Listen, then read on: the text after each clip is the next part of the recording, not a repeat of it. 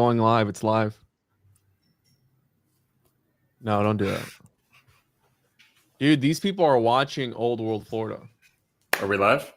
We're live. What's up, y'all? You want me to introduce it? Am I doing the...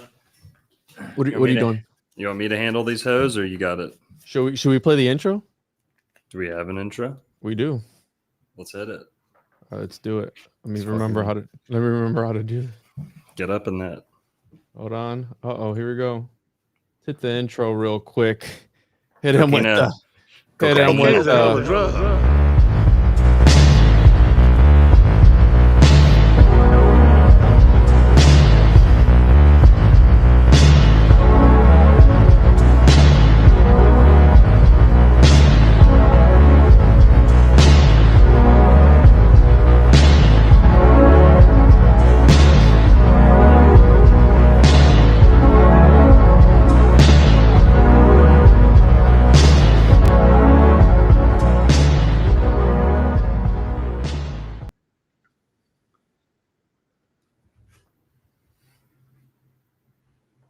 Yo. I forgot how to bring us back. That's why. Hell yeah, that was sick.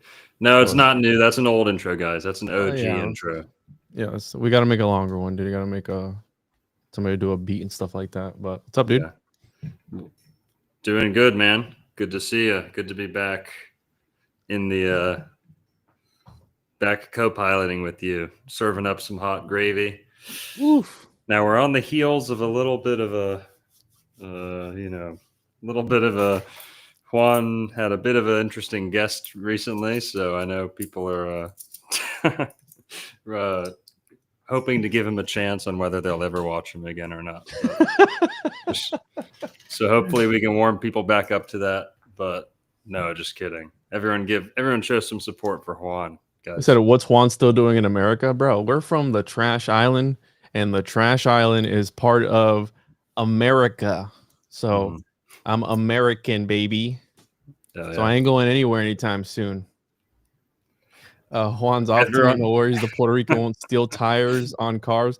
That's actually Cubans, not Puerto Ricans. Holy shit. The Cubans are the ones that steal gas and tires and stuff like that. Yeah, man. Guys, drop a Puerto Rican flag in the chat. If you can find one. For real. Okay, let's start off a little bit of news, bro. We got the hottest right now. Everyone's talking about the Black Hawk or something not a Black Hawk. Whoa, Juan. We're on YouTube, bro. You can't just be talking about male genitalia like that. Easy. Hawk. Whoa. Wait, not the BBC, all right? The Black Hawk Down. I know how it sounds. Did the BBC do a documentary on this or something? Like, not yet, but Netflix will probably pick it up here soon. Here, let's open this up. So the hottest right now is the American Airlines and the helicopter crash. Turns out it's got some Florida ties, unfortunately. So here it is. The pilot of American Airlines jet that crashed in Washington, D.C. had Florida ties. Yikes. Okay. So passenger jet Army Black Hawk helicopter collided midair over the Potomac River, leaving dozens dead. Captain Jonathan Campos, 34, a Florida-trained pilot, was among those on board. He attended both Embry-Riddle Aeronautical University and Epic Flight Academy. But you know what's also interesting, Narco? What's up? Didn't the 911 pilots also train in Florida? Yes, they did, Juan. All 19 of them or so. Something like that. 19, 14, around there. 18 or 19. Yeah, they all did. Isn't that nuts? Now... What does ties mean? You know, are they trying to pin this on Florida or like? I mean, there's a connection, right? So what we know. So again, Daytona Beach, Florida. One of the pilots of the passenger jet involved in a midair collision was a native of New York, but grew up in Florida, where he learned to fly planes, according to records and statements. I wonder if he was a New Yorican. Jonathan J. Campos, 34, was the captain of American Airlines Flight 5342, which was struck by an Army Black Hawk helicopter near the Potomac River on approach to Reagan Washington National Airport. A pilot's license registered with the Federal Aviation Administration lists an Ormond Beach, Florida residence for Campos. Other records indicate Campos was originally from Brooklyn, New York. Campos attended Embry-Riddle Aeronautical University in Daytona Beach from 2011 to 2015, earning a degree in aeronautical sciences, according to the school. He also attended the Epic Flight Academy in New Smyrna Beach, where he earned his certification as a flight instructor, according to the academy. The wreckage of both aircraft was recovered, with the plane found in 3 sections in waist-deep water of the Potomac. There was no immediate word on the cause of the collision, but officials said flight conditions were clear as the jet arrived from Wichita, Kansas. Investigators from the FAA will join the National Transportation Safety Board, which is leading the investigation to the collision.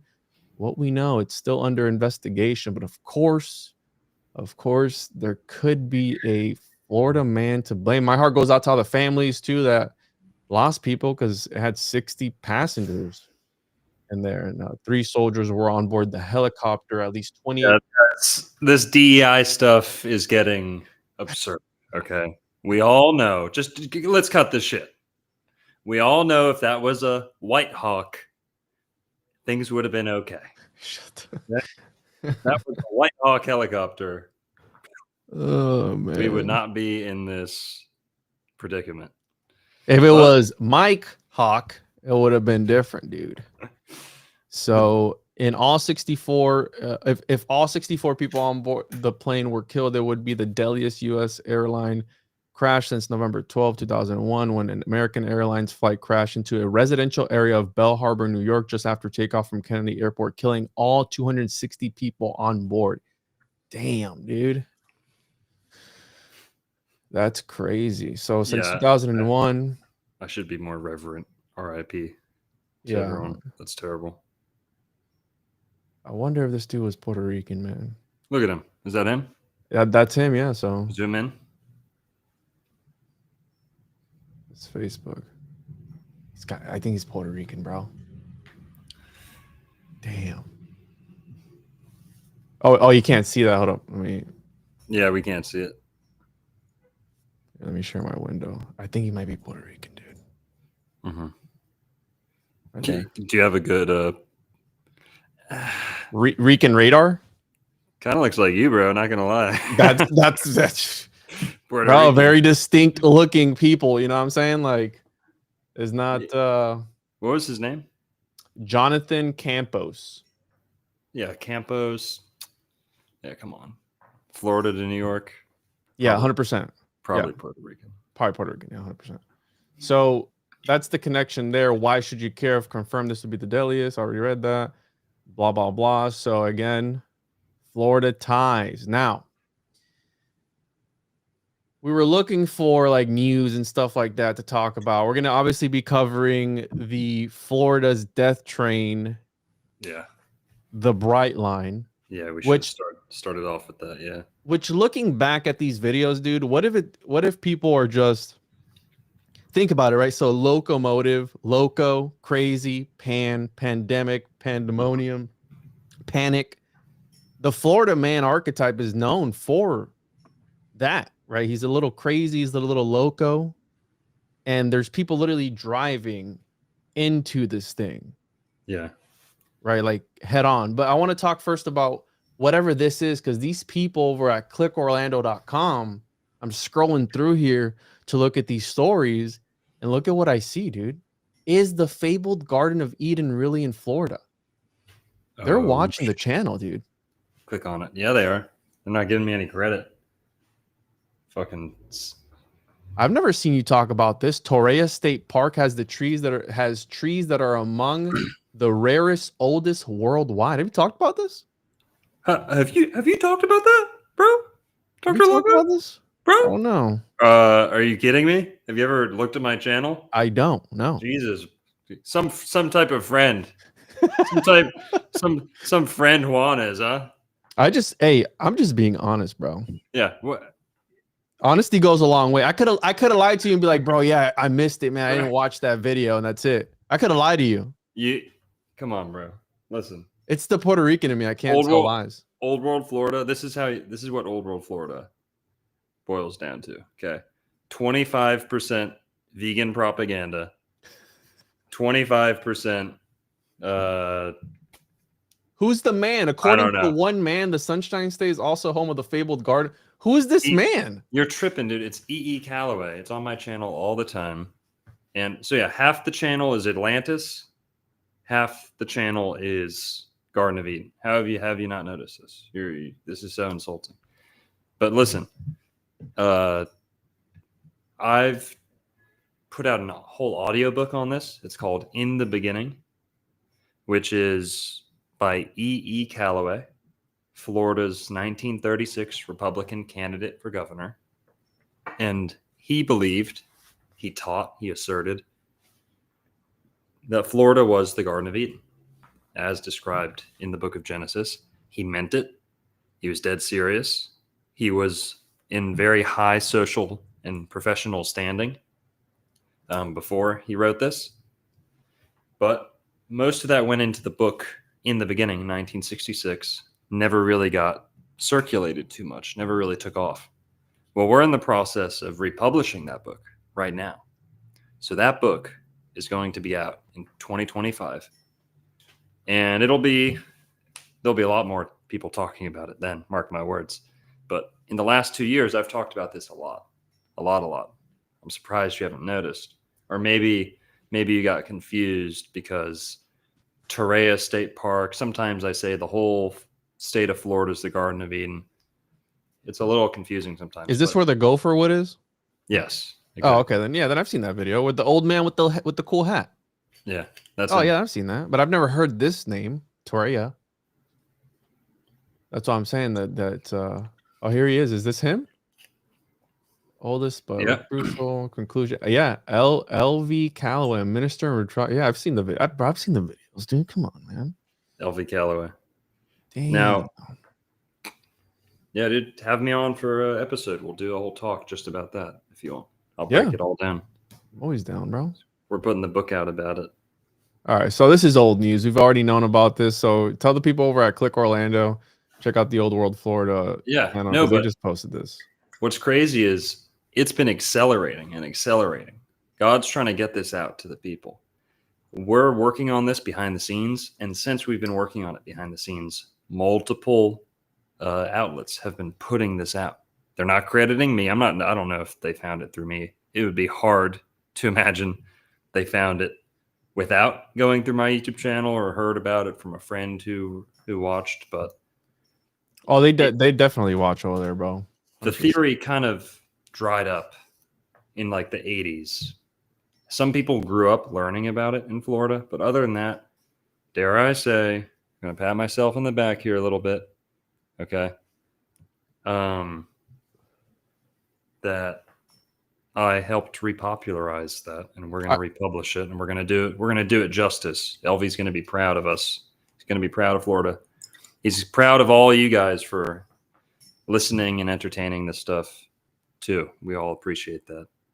But yeah, I think I would agree with that. I would agree that that's how I found you with the Florida pyramid video, and a different interpretation of and I think what I admired about your work was that I think you were saying what at least what I was afraid to say, like, hey, there is like remnants of Tartarian-esque stuff in Florida, and then you were just like balls deep already, and I was like, hey, we just talked to this guy.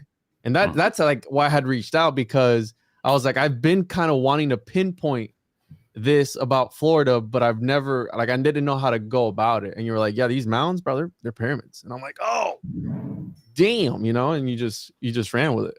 Sure, yeah. Well, damn, Juan, you're glazing so hard. You'd think my name's Professor Dave or something. Oh, here, dude. I mean, let it go, dude. You got a little something on your chin, bro. Let it go, bro. Let it go. That's okay. Here.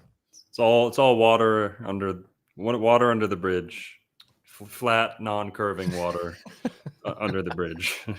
Here, I wanna before we get to the, I wanted to say this one, okay, right here. Um, I don't know. Maybe should I bring up the tree guy? That one's kind of messed up. What's the tree guy? Oh, the guy who got decapped. Yeah, landscaper decapitated after being dragged head first through wood chipper while trimming. That's like some Final Fantasy stuff right there, or Final Fantasy, Final Bro. Destination. Bro, how do we know this was an accident? I mean, actually, never mind. I know that there's a lot of accidents like this. Like if you're on a, if there's anything that's attached to you that gets thrown in by accident, Yeah. you get thrown in at like 90 miles an hour. It's Yes. crazy. You guys ever see that?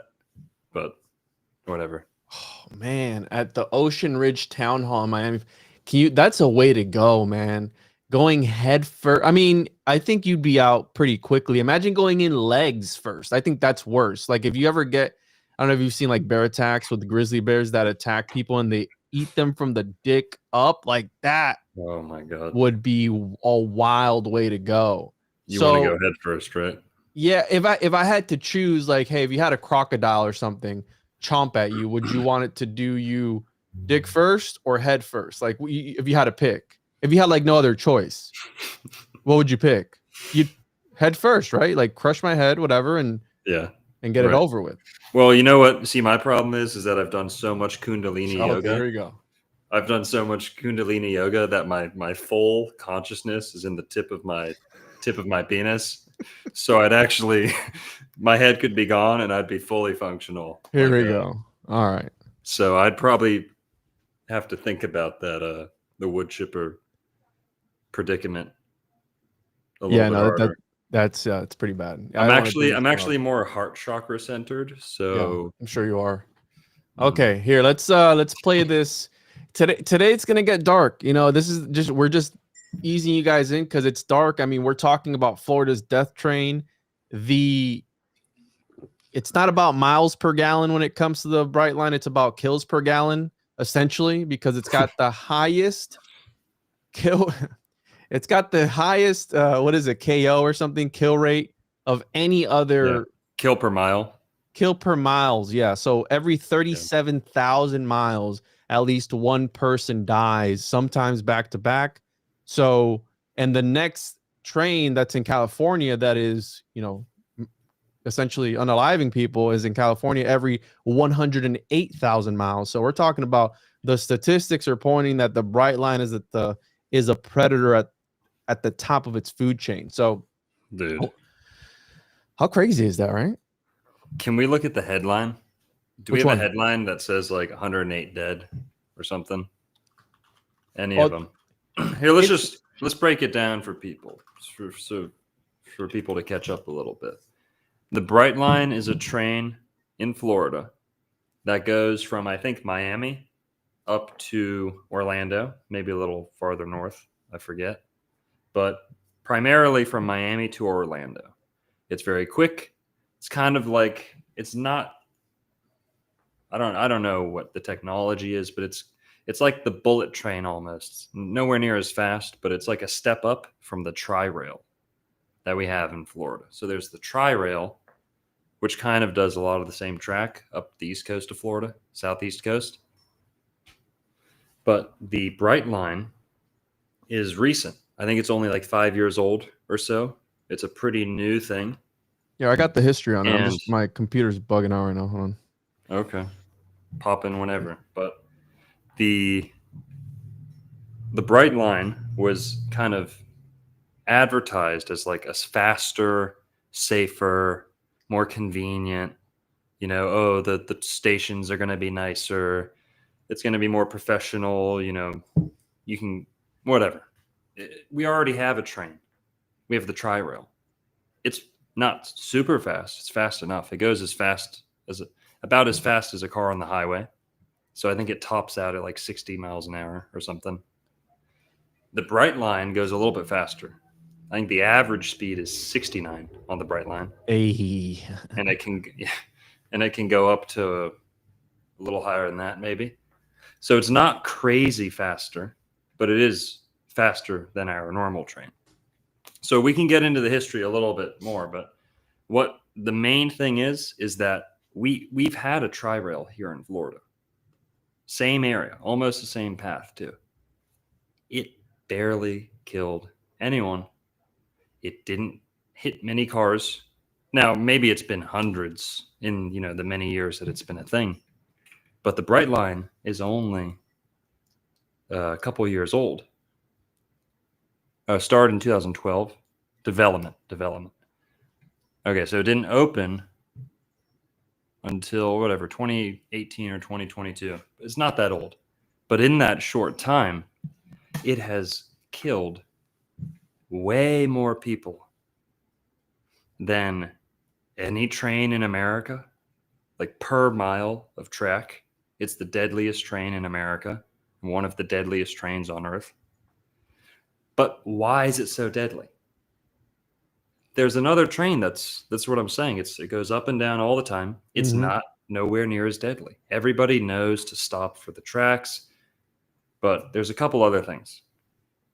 The number one thing I've heard is that the Brightline, it goes so fast, it doesn't slow down as much. It can stop a lot sooner, I guess, when it goes to the station.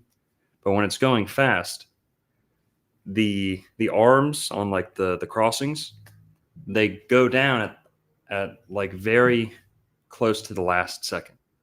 Like it's only like 10 seconds max that you notice. So when they start going down, you've got like 10 seconds. Whereas with the tri-rail, not always the case. There's still accidents, but it takes like 30 seconds, right? Mm-hmm. The arms go down and you can kind of sit there for a little bit and then it goes by fast, but you get lots of notice. The thing about the Brightline, I've seen it. I've been there where there's been close calls. I've been there right after on, the aftermath of one of these crashes. You can see that the arms come down very, very soon, very quick. You think you have about twice as long as you really do, because as soon as it comes down, it's only a couple seconds and then the train goes by, the Brightline. So that's what my guess is just, let's say there's no conspiracy. At the very least, it goes a little bit faster. It's not just the speed, though. It's how soon the arms go down. Mm-hmm. It's very quick on the Brightline. So that's probably the big culprit. But the bigger question here is, why is it allowed to keep going on? You've got 108 deaths, confirmed deaths. At least 108. At least 108. If we're talking about people injured and still survived, it's probably 200. If not more. And they could be covering this up. Now, we're going to see here how much money's getting poured into this thing, how much of a project this has been for Florida. And it's almost like they don't want to admit how bloody it is or how much of a mistake this was. Or, which is kind of the deepest rabbit hole here, maybe it's on purpose. Maybe it demands blood. The machine needs the lubricant to keep grinding, and we're going to trace that angle back a little bit to some of Florida's earliest railroads. So that's what we've all got in store tonight to kind of sum it up. But what's up, Juan?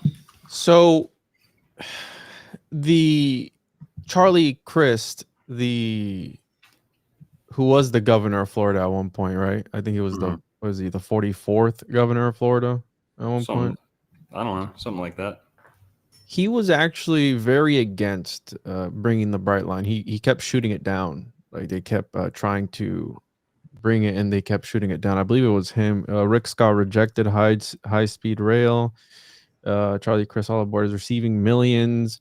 So here, let's get into the history here a little bit first, and then we'll get into, because there are connections with Chinese companies making parts for this thing, and certain senators and political people having stake in certain companies. So again, I think it goes way deeper than what we've been presented. Now, as far as the Moloch-like blood sacrifice type of thing, we can play into that, because I think that just what's that one movie with the oil, There Will Be Blood. There Will Be Blood, right? That's a great movie. That's a great actor.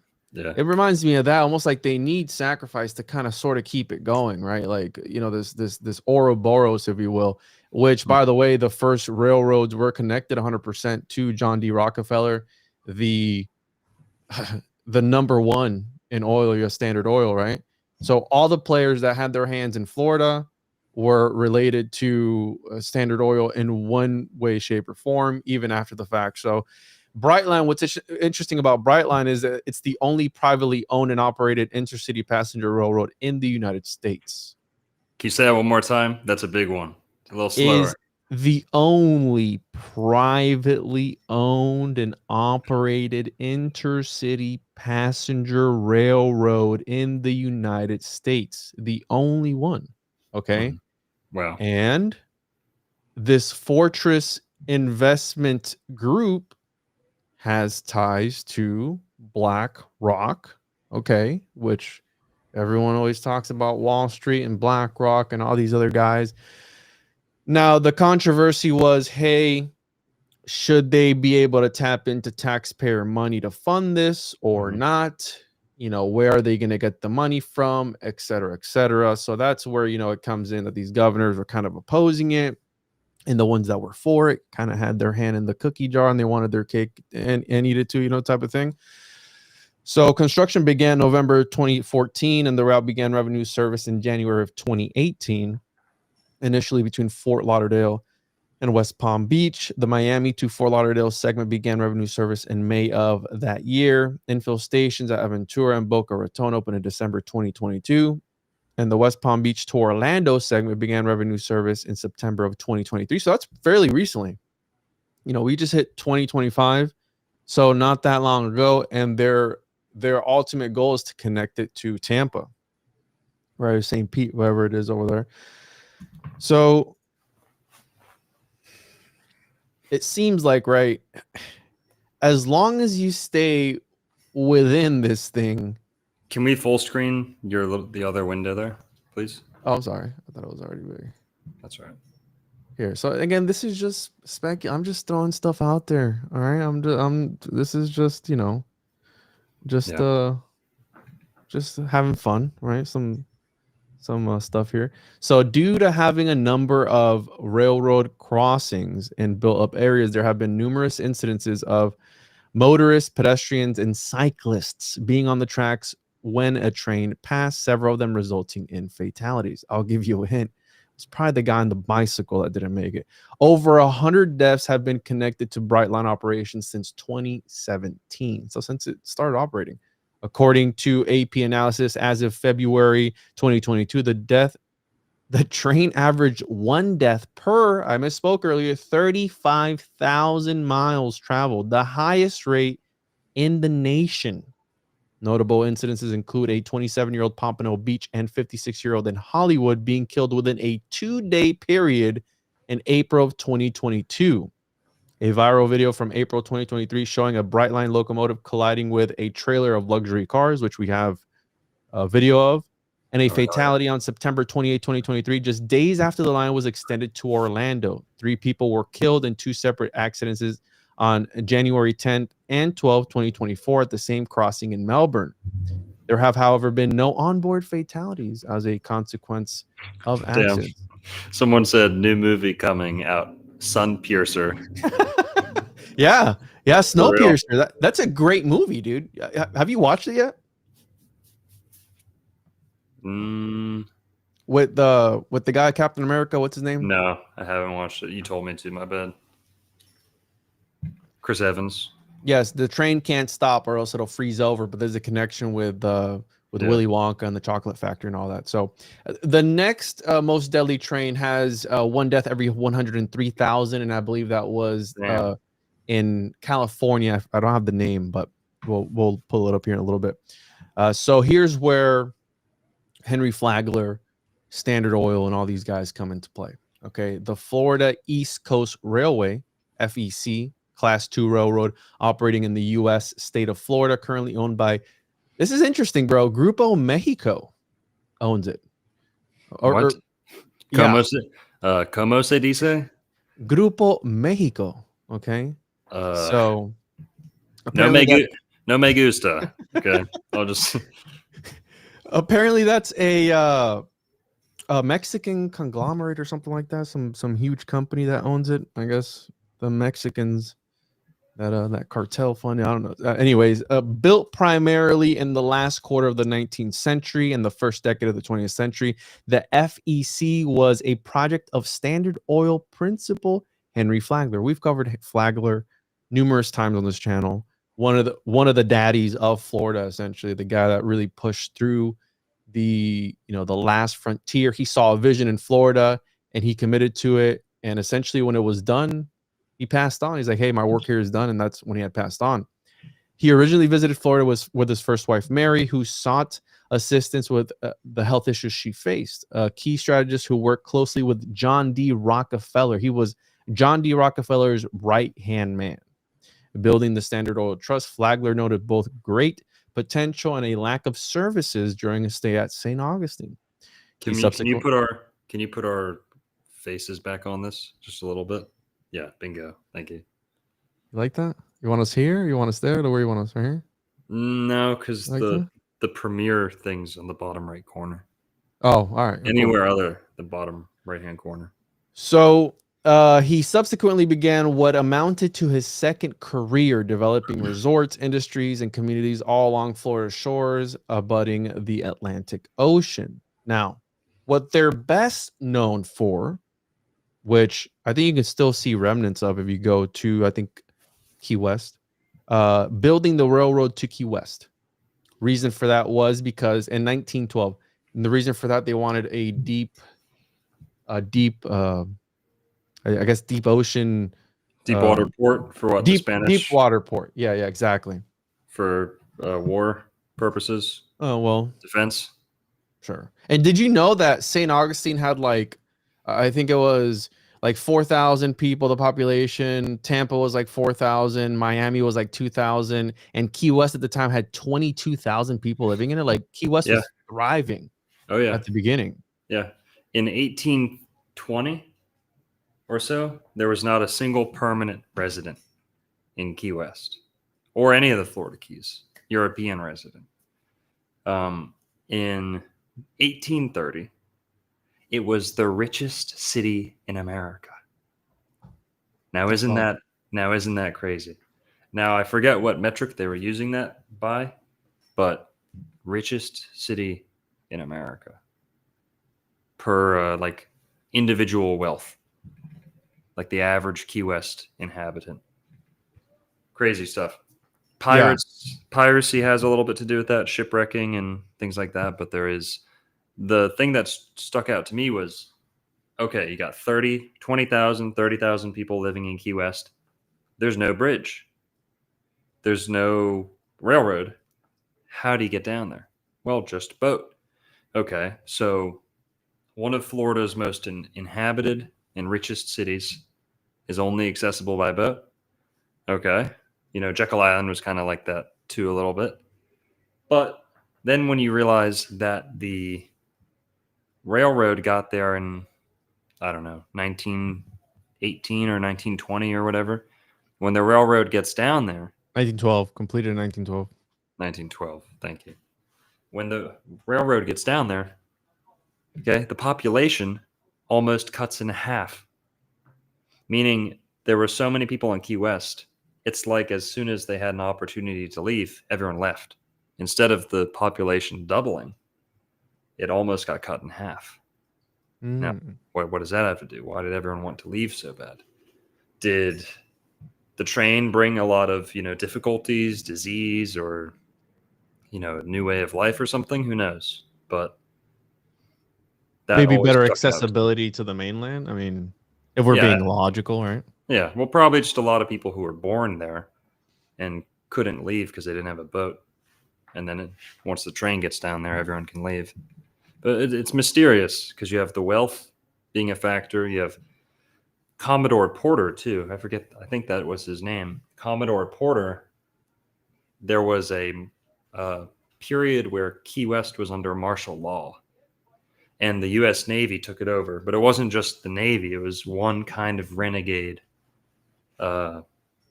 captain who kind of took it under his own will. Like, he saw that there was a piracy issue, and he really like overstepped his orders. And the people of Key West don't remember him too fondly, because apparently he was worse than the pirates.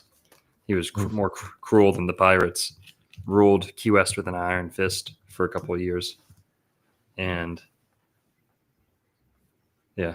Have you seen the doll in Key West? The haunted doll? Have you been there? Yeah. I don't think I've been in the room, but I've seen plenty of pictures of that. And what's the name of it? It's like Timmy or something like that. The haunted doll. Yeah, I forget. Haunted doll, Key West, Florida. The Robert the doll is an allegedly haunted doll exhibited at the East Martello Museum in Key West. Ooh. The evil doll haunting the citizens of Key West. So yeah, it's weird they keep that haunted doll in the fort. Why? But here, let's get back to the train. Yeah, well, there's plenty to talk about. I mean, Florida is the true garden. So the company's primary rail revenues come from the intermodal and rock trains. Now, did you want to bring up the rock thing or no? With the secret mining operation? Nah, maybe at the end. It's not super relevant. Oh, I mean, it's connected with the trains. No.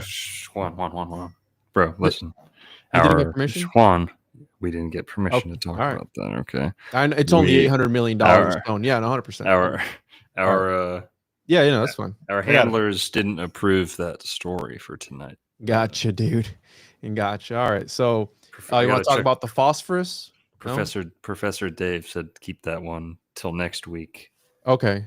You want to talk about the phosphorus, the light bringer? No? Oh, well, here. Yeah, it's a good opportunity to talk because they use these trains to haul phosphorus too, bro. That's okay. It's a good point. They also did with the cypress trees. That was a big part of it. And citrus, of course. Mm. But also, let's just dive into a little bit of the etymology here. Since we talked about the Brightline a little bit. Locomotives. Train, right? Words we use pretty often and don't really think too hard about. Well, let's just look at locomotive. Can you go to Florida Man on Instagram? Just Florida Man. Very funny Instagram. We should get him on the show. Why haven't we got him on the show? We should. I think he might be a little too mainstream for us. But doesn't matter, dude. Just hit him up. Good point. So Florida Man on Instagram. Yeah. Very funny comedy Instagram. He updates every single time Brightline hits someone, he posts about it. And every once in a while he makes the joke that I've never talked to this guy, but he makes the joke routinely that this must be in accordance with like the Dark Lord or dark entities, spirits, that they're demanding this sacrifice. He's always making this joke. And I think comedy often is closer to the truth a lot of the time. Bro, look at this caption. Roll those shades down, Aventura. The guy was on a bike. Kind of funny. Also, this happened this morning. I was waiting for the guy to die so I could be like, he died. We could all celebrate, but it's been like 10 hours and this guy refuses to die. LOL, so annoying. Bro, what? That's wild, man. This guy is crazy. Total Florida resident. But he posts my God. Every single time that it hits someone. There's a Brightline. Oh, it's him. It's him. He has his own. Yeah. He has another page. Go through them. Scroll through it. Oh my God, dude. And tell us the dates. Tell us the days. All right. So 4 days ago, roll those shades down. Vero. No one is sure if he's alive or dead, so that's fun. Schrodinger's passenger. Am I right? Anyway, I hope he's dead. Apparently, he's still alive and may not be for much longer. This guy is dark, bro. 1 week ago, Palm Beach Gardens, they lived. Boo. Bro, is this guy like wishing this upon people? What is this? January 17th. We're just so desensitized on it. 2 weeks ago, January 15th, Rolo shades down Melbourne. We've got a track snack. Also, this is back-to-back track snacks for Melbourne, which by NBA 98 Jams rules mean they are heating up. And if they get one more, they're on fire and get to keep going through intersections. Also, they died. Yeah. LOL, we are so back. Let's go. Dude, this is track snack. Okay. January 13th, Melbourne celebrating. Okay. Feed the beast. Look at that. Look at the people talking, dude. Zoom in on it. People can't see. I can't zoom in on here because it's Instagram. Whatever. Yeah, I can see what yeah, it you is. can. Look, I can't. Literally can't. Whatever. It's Instagram, bro. So January 9th. So apparently the lady lived, but they had to apply a tourniquet and she almost lost her arm. So that's kind of cool. Oh God. Hey, let's watch the videos so people can get in it. People can feel like they're there. Let's watch that. Hold on, let me read this one. January 8th, the guy was driving, didn't even try to stop. Honestly, the vibe seemed pretty lit in the car until they got hit by the train, of course. Anyway, I'm pretty sure they lived because they got hit on the passenger side, but they spun a lot, so they're at least motion sick. Let's go. Bro, what? No, don't deport Juan. Deport this guy. This guy is probably, where's he? What is he? Is he white? What is he? Right, yeah, he's white. He might be Jewish by the sound. I'm not gonna lie, dude. This is kind of hilarious. Like, I'm not gonna lie, but I'm gonna play the video, and we can just react to it here on air. So, video start. Right now, we're getting a look at a new video that shows the terrifying moment a Brightline train slams into a vehicle. Dashcam video shows the driver going on the tracks despite the crossing gate being down. Moments later, the Brightline train passes and hits the vehicle. This happened late this morning at the crossing on 165th Street near Biscayne Boulevard. Sky 10 flying over the scene. Pictures from the scene show the vehicle on the tracks and more of the damage left behind. One person was taken to the hospital to be evaluated as crews investigate how this crash happened. This is copyright free, so you'll be all right, bro. This is the one carrying luxury cars.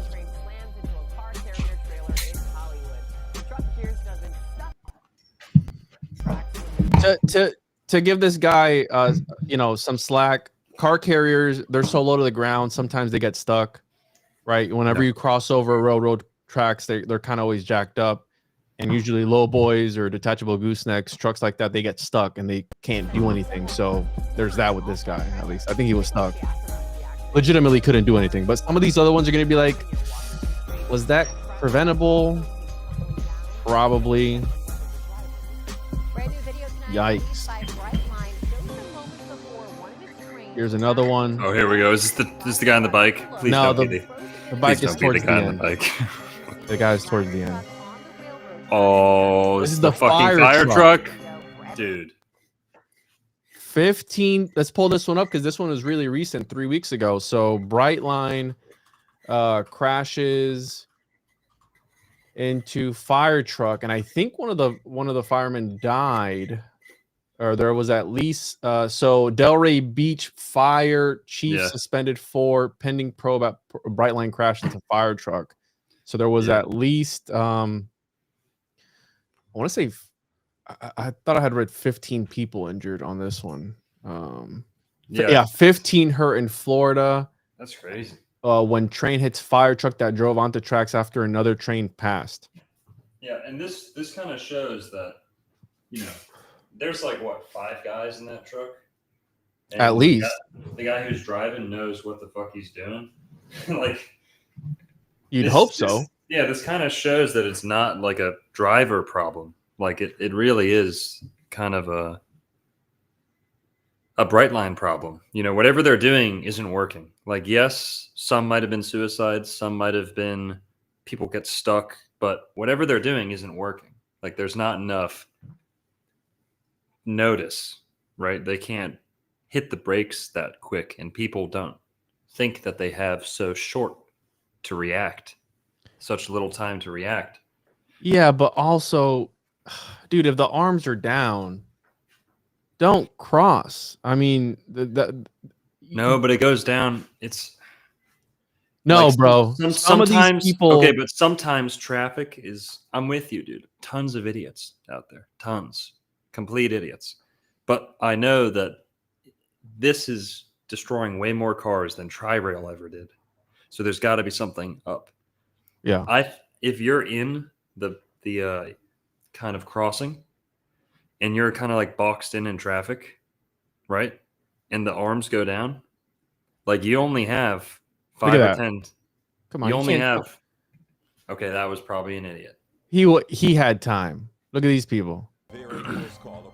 Juan, so racist of you.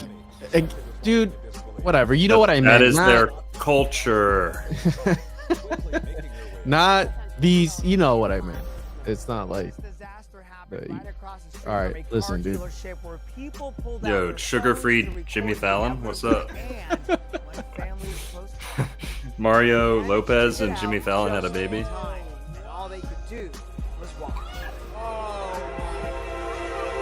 Yo, bro, that's my whip, bro. Damn. I want to say this is Hollandale Beach. Can you imagine, dude? This train driver's probably like, damn, not again. Do you think they fire these guys like over and over again, or it's the same dude hitting the same people? No, have you seen the video? There's some video of it happening from the cockpit, and they like barely react. Like they're like very used to it. It's crazy. That's kind of bad. And the guy, Florida man, Instagram, he always makes the joke, roll down the windows or whatever. Shades, Miami. The shades. That's what they do. That's their protocol when they hit someone. They tell people to roll the shades down. So somebody asked, what's the record for most people hit by a specific train, wondering how close we are to it. And then per track mile, it's the deadliest. CSX and FEC have lots of incidences too. 323 total for 2024. Brightline accounted for 49% of those, 323. So, yeah, I don't know, man. I mean, is it a sacrificial thing? And look at this, boom. Oh, man. Here's my issue, bro. I think this is the bike. Whenever you get, at least me, whenever I get near railroad tracks, I can't help but look down the railroad track. You know what I'm saying? Look at this guy. Boom. Oh, nailed. Well, hang on. Go back there. Side. Can you rewind a couple seconds? I mean, did he even have a crossing arm? That's what I didn't see a crossing arm on this. So if we look, yeah, it's down there. You see it down there. Here, let's. What the hell? Right here. Look at it right here. Come on, man. Dude, that guy had no chance. Driver's side. He could have looked. He could have looked, but well, how's there not a gate right there? Yeah. Dude, did he dodge the gate? It looks like it, bro. That's what I'm saying. People don't care. Dude, no, there's something wrong. You don't have enough time to react. Yes, people shouldn't rush the gate or rush the crossing, but they're so accustomed to having 30 seconds. No amount of deaths or whatever is going to wake people up to where they're going to adjust. Oh, here's the bike guy. Oh my God. The guy got pancaked. They don't show the whole thing, but you can imagine what happened. It didn't end well. The dent at the front that they were showing earlier was from that gentleman there. He didn't make it. Well, let's talk about some of the etymology here. There's lots of good stuff. So I want to say, by the way, Brightline equals 31 in gematria.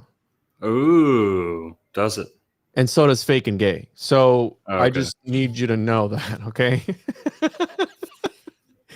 Just keep that in mind, okay? And astrology 2 equals 31. So I like 31. 31's Elohim. Is it? Yeah, the Garden of Eden's at 31 degrees latitude. 31 is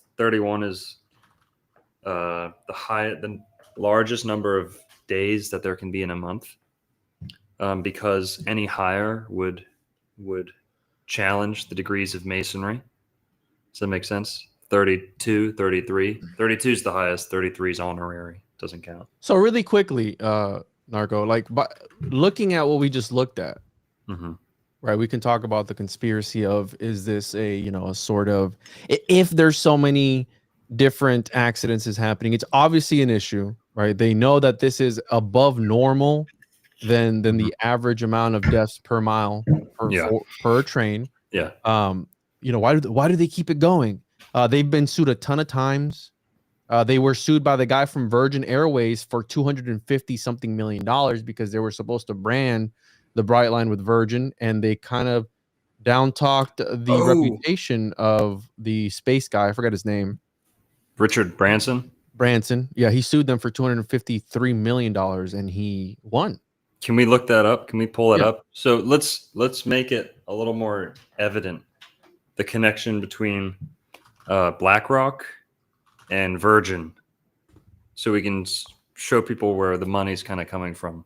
But in the meantime, let's address the etymology, or the phonetic Kabbalah, if you will. Yeah, whatever you want to call it, the word play. Okay. Let's just start with locomotive. Locomotive. Loco, as Juan pointed out earlier, right? Crazy in Spanish, loco.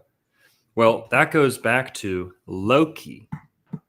Loki, who is the Germanic god, who is kind of the Norse or Germanic version of Saturn. And Loki is Saturn. It's the low key, the lowest key on the piano, the bass, low frequency, low vibration. Loki. Lock and key. Lock and key, right? So Saturn rules imprisonment, restriction, constriction, right? Lock and key, low key. This is also where we get words like location. Saturn rules space and time. The Bible says he's Lord of this world, so material world, space and time. So Loki is where we get location, meaning where you are, right? And the Greek word for Saturn, chronos, is where we get words for time, chronological, chronic, right? So loco, Loki, also Saturn can rule mental illness a little bit, you could say. Certainly malice, it rules. But locomotive, right? Motive, location. You're changing location, right? Moving from one location to the next. But other than that, you have loco, Loki. That is Saturn. And it really is another way of saying, you know, it's like a chariot of Saturn. Now, it's a little bit of a stretch here, but when we look at some of the other words and meanings of the words connected with this, you guys will be kind of surprised. For starters, I saw a good comment. About trains being snakes, trains being worms. Who's been watching Dune recently, right? Dune, touches on a lot about like over industrialization, right? And the worms, maybe there's a connection there between worms and trains, but trains have always been kind of likened to snakes or worms, right? And also from Loki, we have a connection to Lucy. Loki, Lucky, Lucy, going to Lucifer. Now, Saturn and Lucifer aren't one and the same, Satan and Lucifer, but they're real close. And they're friends, and they work on the same team. And where can we trace them back to? Libra. In the sign of Libra, Venus, who is Lucifer, rules Libra. And then Saturn exalts. And Libra is Lucifer. Saturn and Venus in the same sign. That's a bad mix, right? That's why Libra gets the short end of the stick in a lot of mythology. What was Henry Flagler? Do you know? He was either a Capricorn or a Libra. Both make sense. January 2nd. Yeah, he was a Capricorn. Totally. Saturn, ruled by Saturn. And the train thing, not only do we have a lot of deaths in the Brightline, we also have a lot of deaths in Florida's earliest railroad, or one of its first railroads that largely developed the east coast of Florida. Lots of deaths involved in that. Lots of slave labor involved in that too, at the hands of Henry Flagler, who pioneered the Florida East Coast Railway.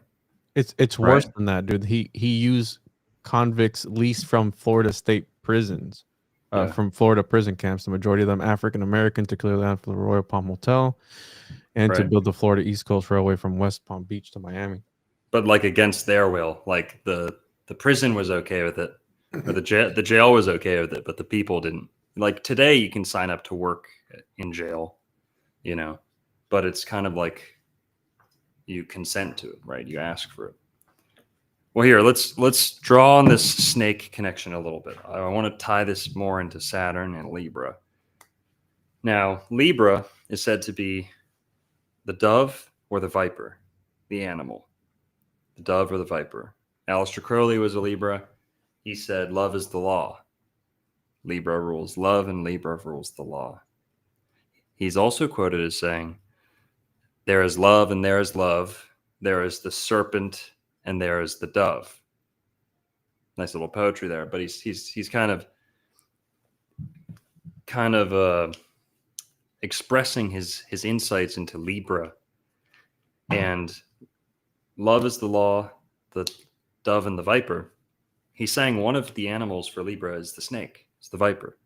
And that's why you see Lucifer and Saturn, you know, who's the snake in the Garden of Eden? Who is that snake? You know, sometimes they say it's Lucifer. Sometimes they say it's Saturn or Satan.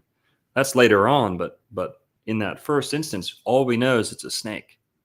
Serpent, September. Serpent, sept, 7. It's the 7th sign of the zodiac. And the snake there in Libra is connected to Lucifer. So especially if you're talking about an industrial snake, like a snake made out of, you know, mechanized parts and, you know, fuel and all this stuff. But which, by the way, in one of the latest Godzilla versus Kong, the headquarters was in Pensacola, Florida, I believe, and they had the Mecha Godzilla there too. So speaking about Mecha and robot snakes and stuff. So I just wanted to tie this back. Why am I talking about Libra? Okay, well, Saturn's there and Venus is there. And Libra is another way of saying Lucifer, light bringer. Li meaning light, bra meaning to bring. I brought something, you know, or a bra, you know, holding something. Some titties. Holder, I'm holding the light, right? Light bearer, bra. That's what Libra means. Light bearer. So it's largely synonymous with Lucifer. Okay, bear with me here. Now, what does Brightline mean? Lucifer, light bringer, phosphorus, like you said, coming from Lucifer, right? Light bearer, light bringer. Well, Libra, light. A lot of bra words go back to Libra too, like bright, bright line. What's the line? Is it the railroad? Okay, I'm sure there's a lot of things. But what else is there? Bright line. Libra is all about the bar. The rules the law, like I said. It rules law. You have to pass the bar exam. Okay? Libra rules the lower back. The lumbar. It rules the kidneys and the lower back. It rules socialization. Libertine lifestyle. Well, that's the bar. You go to the bar, do your drinking. Libra has a hard time with alcohol. So you've got Brightline kind of being another, maybe a tip of the hat to Lucifer. That sounds like a stretch, right? Sounds like a stretch. No. There's more to it than that. But so Loki is also associated with fire and can bring both blessings and catastrophes, to add the you know, the fire connection there. And dude, I got stuff that will connect to what you're talking about. Can we look up real quick the etymology of rail? I think you'd really like this. What does rail mean, guys? Rail. Royal. Regal. Real in Spanish. How do you say royal? Real, right? Royal. Real. No, real is real. I don't know how to say royal. I have to. Camino, dude, you're fucking tripping. Camino Real. What does that mean? Camino Real. What does that mean? In Spanish. I'll look it up. Camino Royal. Bro, you don't speak English. Hold on. You don't even speak Spanish. I'm Puerto Rican. Oh, so royal is real. Yeah, I guess. That's but yeah, then real. Whoa, that's weird. Real in Spanish is verdadero. I mean, whatever, dude. We say real in Puerto Rican. Now here, hold on. I'll help tie it together for you. Okay. They go back to Rhea, who is the wife of Saturn. Oh. Rhea is the wife of Saturn. That's where we get reality, area, right? I said Saturn's the god of space and time, right? Well, Saturn himself is time, but his wife is Rhea, who is rules area, space. So time and space, area, Chronos and Rhea. That's where the creator is Saturn, his wife Rhea, space and time, and then their son would be form, because form commands matter. Matter is subordinate to form. But Rhea is where we get royalty, regal, royal, railways, rail. Can we read that a little bit, Juan? Yeah, horizontal. So rail, horizontal bar passing from one post or support to another. Yeah. Circa 1300 from Old French raili, bolt bar from Vulgar Latin. Yeah. Regla from Latin regula, rule, straight piece of wood, diminutive form related to regere, to straighten, guide. And what's interesting here, the Atlantis connection with all of this. Yeah. There is various Henrys throughout the entire history of Florida. There's at least 10 Henrys. Henry Plant, Henry Flagler, Henry DeLand, Henry Clay. You got Henry. There's a bunch of other ones, okay? I can't think of all of them. Henry Sanford was another one. Sanford, Florida, DeLand, Florida. All these guys are going around. A ton of Henrys, at least 10 of them. And what's interesting is that Henry means he who rules in a line. Right? Yeah. Ruler, he who rules in a line, or ruler of the house. Yeah. Okay. And what's interesting, you can kind of connect that with like a king or an emperor of some sort, right? I would say that Henry Flagler was probably, had the biggest wiener in Florida for a while, dude. He was just laying out the track. Boom. See how big it was. Just conquering all of Florida, the phallus of the United States. He was conquering it, right? Yep. And in Atlantean times, the king or the emperor, whoever, was the life force of the people, like an actual catalyst for his people, right? And if you kind of look at these guys, they were kind of the life force of Florida. And without them, nobody wanted to fund Florida. Nobody wanted to pump money into Florida. They thought it was. Hold on, let me blow it up. Is that right? Is that right ways or is it reversed? It's inverted. Fuck. All right, give me 1 sec. I think I can mirror your camera here. There you go. Tremendous. You're a little uglier, but you're all right. I always feel that like that when you see your when you see yourself the other side, right? Yeah. What are we looking at? Hang on, I gotta find it. Train. You see trains? Trains, transportation, transmute. Hang on. I don't see trains. Trains. Right there. Hang on. Fuck. There you go. There you go. No, it's mirrored, so it's fucking hard to get. No, I already reversed it. Okay, I know. But I'm saying now that it's mirrored, it's harder. There I see trains, conductors, and engineers. Yeah. You see that? Yeah. That first symbol Uh-huh. is Venus. Lucifer. Oh. What book is that? It's the rulership book.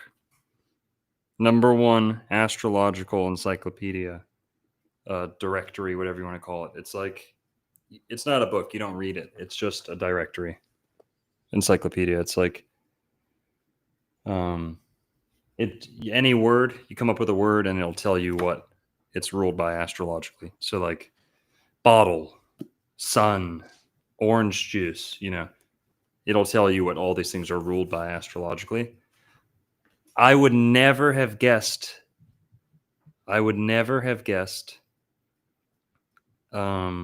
Venus for a train. I would guess Saturn. That makes sense. It's mechanical. It's it's greasy and dark and black and all the smoke and the hard work that goes into it. sorry, easy. Gotta take a breath here. But Venus shows you Libra equals Lucifer. The locomotive goes back to Loki, but Lucifer connects Loki, Venus, and Saturn. He brings up a good point. I mean, some books you don't read. Like, you can't read that. The whole book is like that. You can't. It's not a book that you read linearly. It's a reference guide, however you say it. Okay, and real quick, Narco, because you've talked about this, about how some people, you kind of become. I've heard you talk about how some people use their astrological alignment, their sign or whatever it is, and they kind of incorporate it into their personality. I mean, I think a name would kind of fall into that as well. And it's interesting that Henry means to direct in a straight line or move in a straight line. And that's literally what trains do. And here are these guys building these railroad tracks and doing exactly that, being essentially being what they, like who they are. Is that like finding your true purpose? Like being you're a literal Henry. Right? Names always land where God wants them to. Names are one of the most important things for humans to study. Now, I also want to talk about the bar connection a little bit more, about Brightline, right? A rail goes back to Rhea, Brightline being connected to this. What is the bright line? What is the bright line? Well, I'm theorizing that is a reference to Libra being associated with bringing the light, and also the bar, the lumbar in the lower back, the bar that you drink at, the bar that you pass in order to practice the law. Okay, now I think Brightline is a reference to Lucifer. And I don't think that's too much of a stretch. Now, why is that? Why are we talking about astrology and trains? What the hell? Where's this going? Well, would you guys believe me if I told you that Henry Flagler, not only did he do the Florida East Coast Railway, he also had plans to construct what was known as the Celestial Railroad. The Celestial Railroad. Can I correct you real quick? Sorry, yeah, of course. So he didn't build it. He actually put it out of business. He had nothing to do with it? No, he was. I believe he was going to buy it at one point, but it was too expensive. So he ended up doing one right next to. I've got slides on it. Okay. If you want to look at it. I could have sworn he was behind that. My bad. No, you're good. But he was involved at some point. Yeah, he either put it out of business, like Juan said. I could have sworn he tried to bring it to fruition. Here, so let's go. It didn't work out. Let's go through this real quick.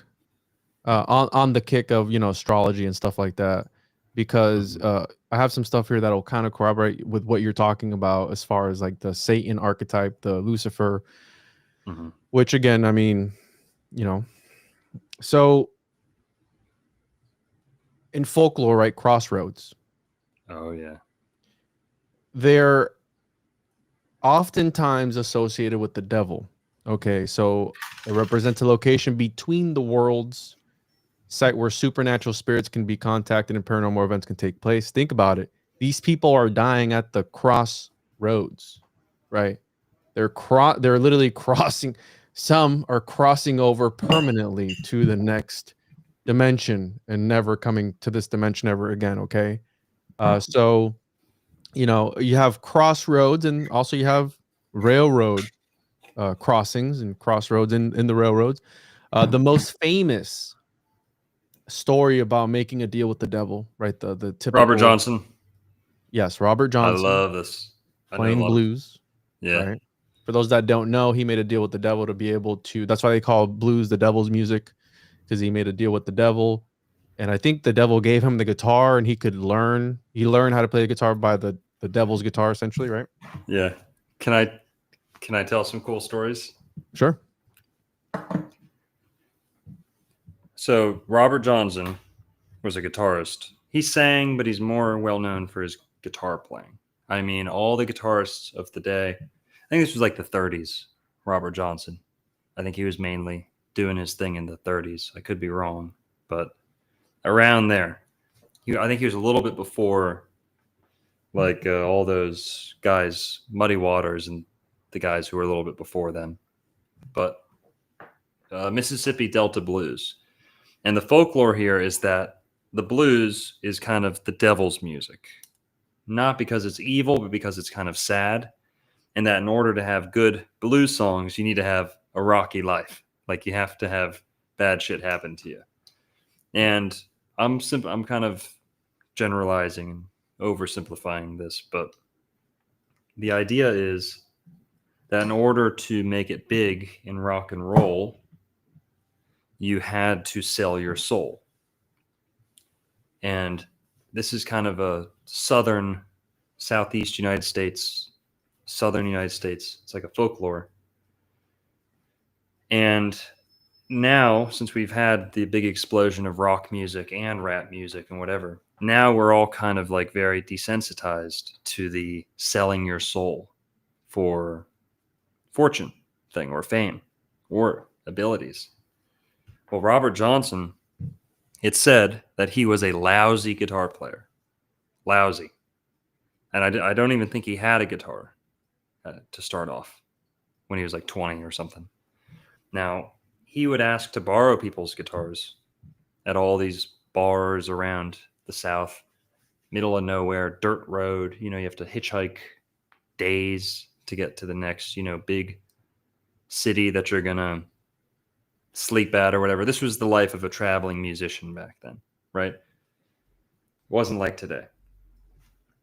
He was a lousy guitar player. He would borrow guitars and people would say, "Oh, quit playing that, you suck." You know what I mean? They'd kick him Also, out. Lucifer was the first musician, wasn't he? Did you say that already? Yeah, you're right. Yeah, the angel of music. The angel of music, yeah. You got the devil chord too. And Robert Johnson, he ended up disappearing for a couple months. Or at least that's the way the story is told.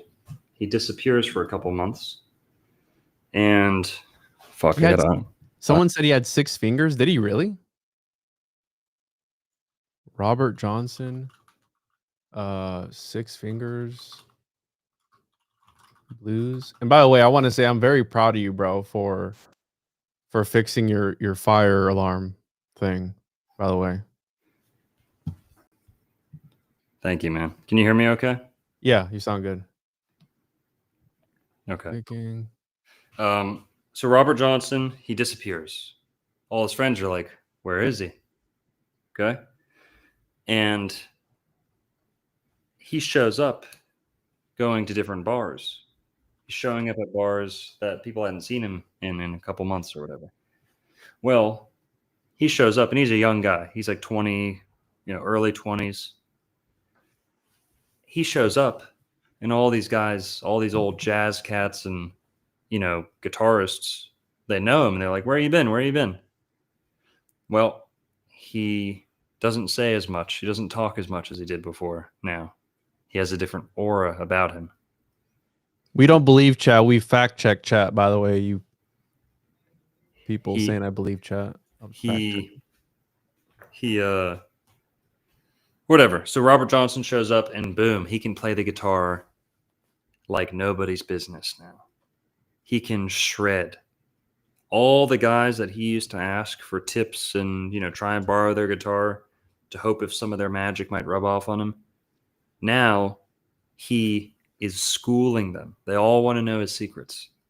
How do you play that? How did you learn that?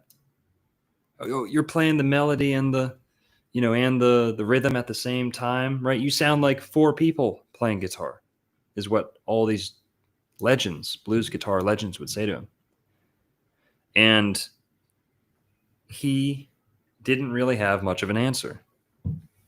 Some people say that he said it himself, right? That he'd say, yeah, well, I met someone over down at the Crossroads. But that was kind of already a folklore. Go down to the Crossroads. Well, the story is, the most famous version of the story, from what we can gather, from what he might have said to people, from people who knew him closely, was that he consulted with a voodoo priest or consulted with a local, medicine woman or something, or just on his own, was in the right place at the wrong time. Right place, wrong time, who knows? But he goes to these crossroads, famous crossroads. There's a couple different crossroads, people say it is. I've been to one of them, not all of them, but it's a famous highway, and there's a crossroads like 100 years ago or so. It used to be like a real crossroads, dirt road, nothing around. And he, Robert Johnson, it said, went out there with his guitar and was either told to do this or learned it. But I think he was told to do this by someone who kind of knew what he was after. He wanted to be the best guitarist on planet Earth. So he goes out to this crossroad in the middle of the night. And I'm sure there was railroad tracks nearby, I'm sure. And I'm not sure, I don't know that. I'd imagine there is. But he takes his guitar, he has his guitar with him, as I imagine he was told to do. Goes to the crossroads in the middle of the night. Some say it was midnight. Some say it had to be midnight, right? And he's there, he's waiting. And I think he was told a dark, sharp-dressed man will come visit you, right? Yep. So this guy goes to the crossroads with his guitar. He's sitting there. He doesn't know what to expect. He's a wide-eyed young guy, not that good at guitar, doesn't know where his life's going, but he believes in this dark magic. So he goes. Then the figure appears. The figure appears. The dark man, the black man, the sharp dressed man. Oh, no, I'm saying this. It said he had black skin, but it's more about the aura. And he was dark. You said he was dressed sharply? He was dressed dark. Well, differing dapper? Yeah, differing opinions, but typically the devil is said to appear as a sharp dressed man. That's a dude, right? Keep that in mind for later. I'm going to bring something up interesting later. That's a dude, by the way. Now, this guy shows up. Apparently he was tall, dark features, dark skin, dark dress. I don't know. But he shows up and apparently he's well dressed in the middle of nowhere. Looks like he just got out of a car. He's not dressed like he'd be walking, right? He's not dressed like someone who's just on a walk. So this guy, it said, again, there's lots of different versions of the story. It's largely like, bro, what the hell are you doing? I got to plug my computer in because your mom's chatterbait is draining all my battery. So Robert Johnson, he's there with his guitar. This guy approaches him. It's said that he didn't say anything. Just reached out his hand, maybe asked for the guitar. Right? Give me the guitar. He takes the guitar. He looks around, holds it, looks at it, and then all he does is tune it. He tunes it. Maybe he was already in tune. I don't know, but he tunes it a little bit, just tweaks it. Then he hands it back to him. Maybe he played a couple notes. Then he gives it to him, and he starts playing, and voila, he's the greatest guitar player in the world, at least in the 1930s. That's the story of the Crossroads, Robert Johnson. Now, Robert Johnson, I think he died at 27 too. I think. Could be wrong on that, but I think he died at 27. And yeah, he was killed by either a jealous husband or a girl who he was like cheating on or something. He was in a lot of strange relationships, but he mysteriously died, believed to have been poisoned by someone who wanted to get back at him, either a lover or a lover's lover who was disgruntled or something. But now I've actually got a little bit of a story here. I know we're talking about trains, but one time I was at a park, and I used to go to this park all the time, and I realized that there was a guy there who was like homeless.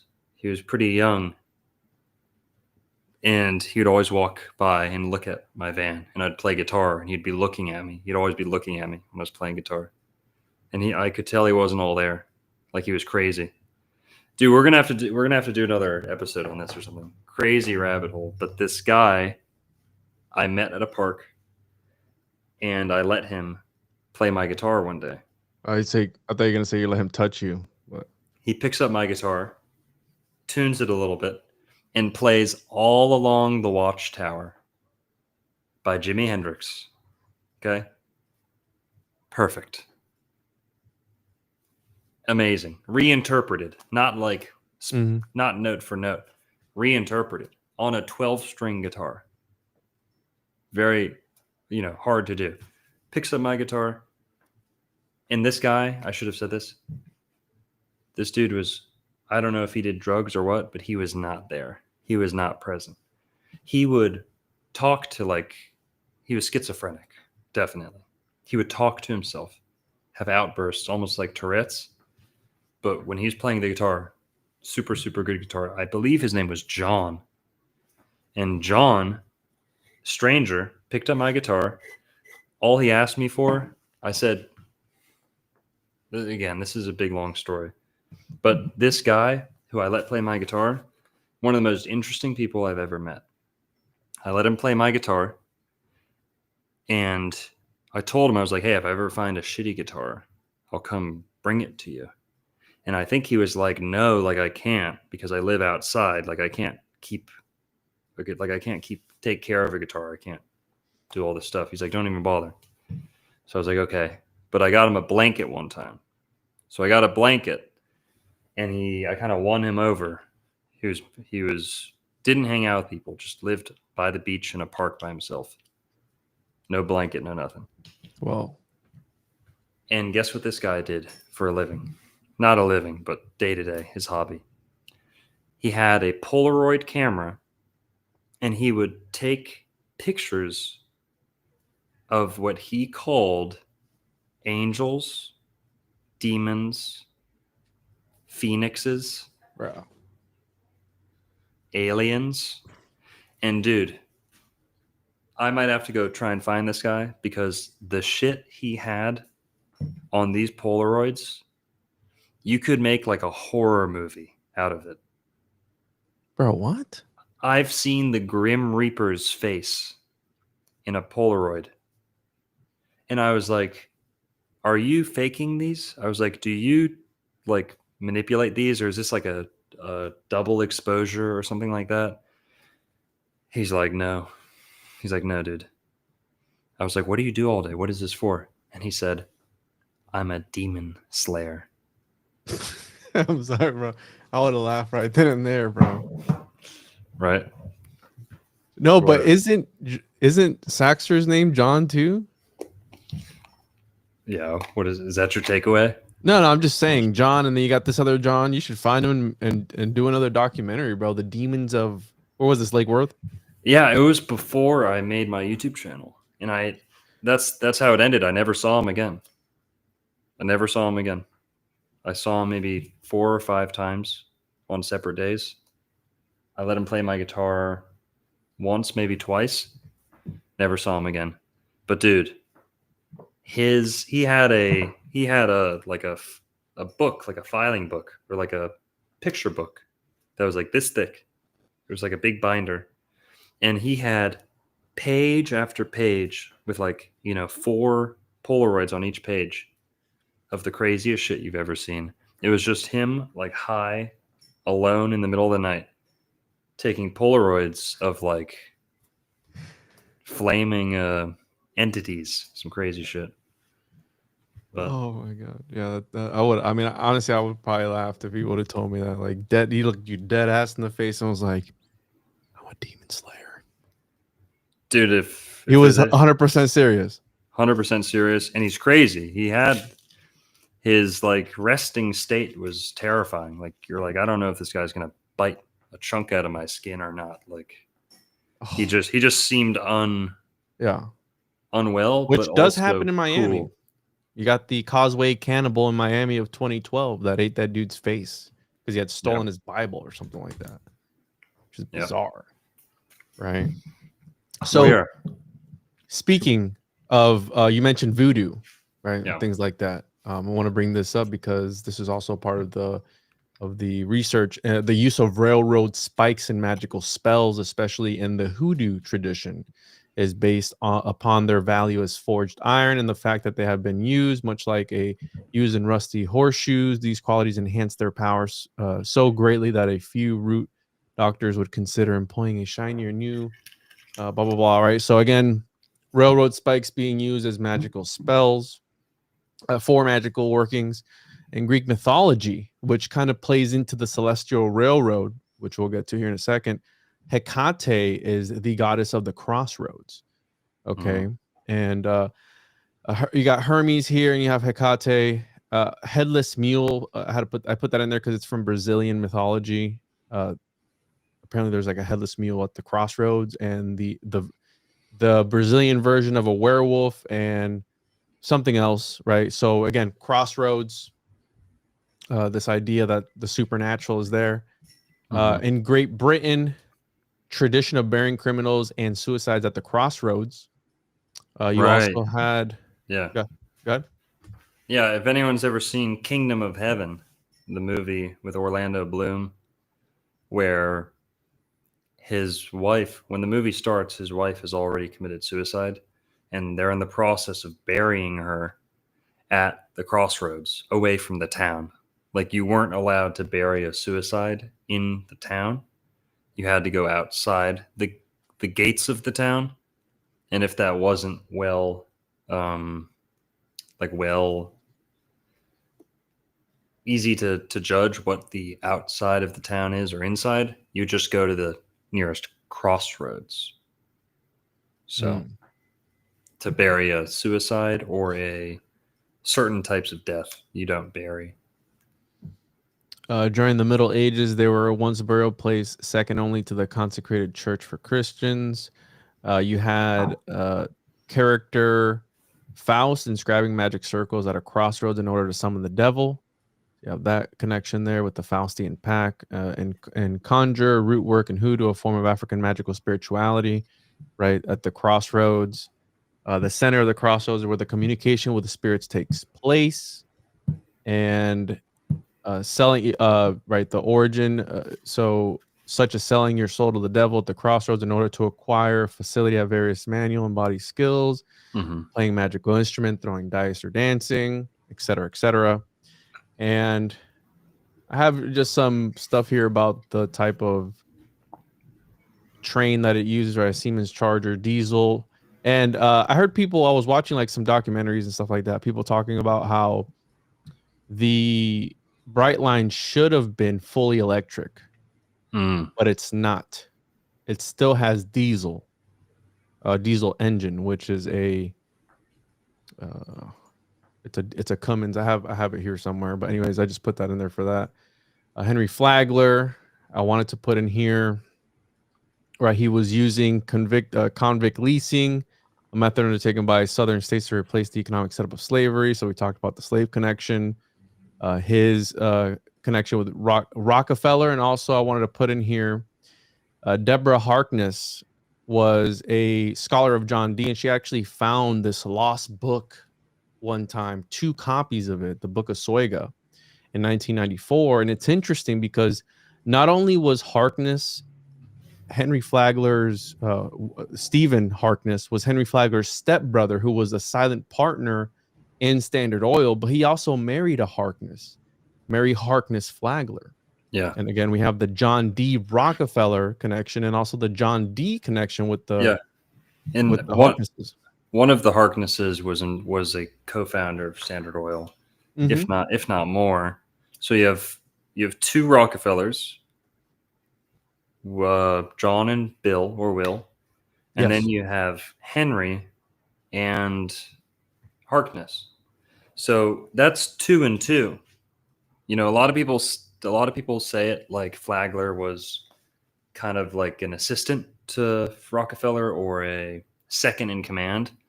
For all we know, Flagler might have been calling the shots because Rockefeller was certainly more of a face man, had his face on everything. You know, people hear Standard Oil, they think of Rockefeller. Rarely do people think of Flagler, right? Which was the mastermind behind the project, actually. It seems like it. I think he was a little bit older than. Remember the movie we talked about with The Devil's Advocate? Yeah, we're going to be doing that this coming Thursday, right? Do you know that Flagler was from New York? I thought he was from Ohio. No, he was born in New York, I believe. I thought he was born in Hopewell, Ohio. Henry Flagler. He was born in Hopewell, New York. Hopewell, New York? Yeah. So hang on.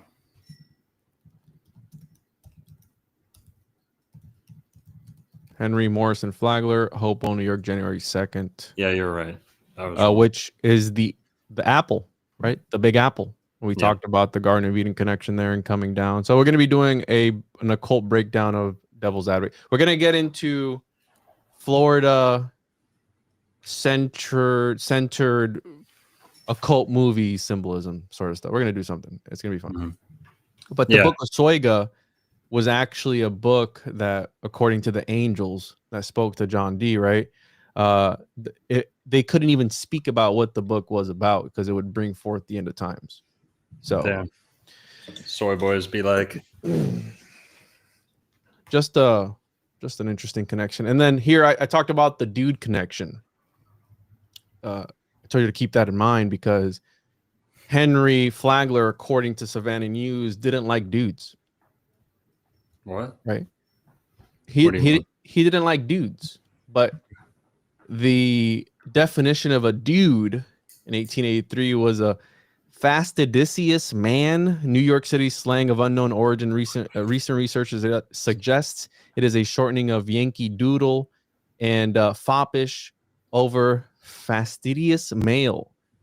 So this was the king of the dudes, and they dressed very dapper and stuff like that. And I guess he had a falling out with his son at one point, Harry Harkness Flagler. And they didn't talk for over 20 years. And the last time that they talked was when Henry Flagler was on his deathbed. And he ended up not getting a larger portion of what his father had left behind because they had a falling out. And I guess it was because he was too much of a dude or something like that. He was too dapper for his father's taste or something. Or I just thought it was interesting because I didn't know that dudes meant something else, right? So just think about next time you call someone a dude, just picture him like this. Hey, dude, what's up? Like that. So here, this is a Cummins. It's I believe a 16 cylinder. Cummins? It's a Cummins, bro. Wait, the fucking other thing was called Siemens. Are they fucking playing? Are they joking with us? No, it's a Siemens Charger. The Yeah. So we got Siemens and Cummins. Hey, Bach Saga, bro. I got the Seaman and the Cummins. It's the Soiga saga. The Soiga saga, dog. The Book of Soiga. Uh-oh. We're Cummins. Soigoys be like. Damn, good point, bro. Anyways, here. So this is where we get into like the alchemical locomotive, where, you know, we were talking earlier about Lucifer, Lightbringer, Loki, fire, locomotive, et cetera, et cetera. And if you really look at the original, you know, steam engines, if you will, it's a furnace. It's a rolling furnace. Again, almost like a Moloch-esque, right? Yes. Not saying that they put people in there, but 100%. No, coal's ruled by Saturn too. Yeah. It's really? That's why Santa, who is Saturn, gives you a lump of coal if you're a bad boy. And it's carbon, which is 666. Coal is just carbon, right? And it's carbon is 6 protons, 6 neutrons, 6 electrons. Carbon is the most abundant element in the universe, and that constitutes the material universe. So it's Saturn, 666, number of the beast. You know who that is? Juan, it's not nice of you to record me from outside your mom's bedroom. Okay? You know who that is, dude? Illuminati confirmed. Damn, carbon, coal, all this stuff. Illuminati confirmed. But again, you know, the coal goes through an alchemical process from which they extract the power to power these original steam locomotives, which, by the way, Henry Plant was a big proponent of steam, right? They had the first steamboats and all that. And they also had, you know, steam locomotives as well until they were replaced with the Cummins, you know. What's crazy is the steam locomotives. We don't know what that original steam looked like or how it was generated. We only really understand the later models where it's the dirtier steam, where they're burning something else to create steam. Some of these earlier steam trains were perpetual steam devices, meaning once it got burning, they're not burning a dirty fuel. Now, again, I can't prove that or say, oh, here's one over here, look at this. But you see some of these old engines look a lot different. They almost look more high-tech than the ones that came later. It's the black rock, too.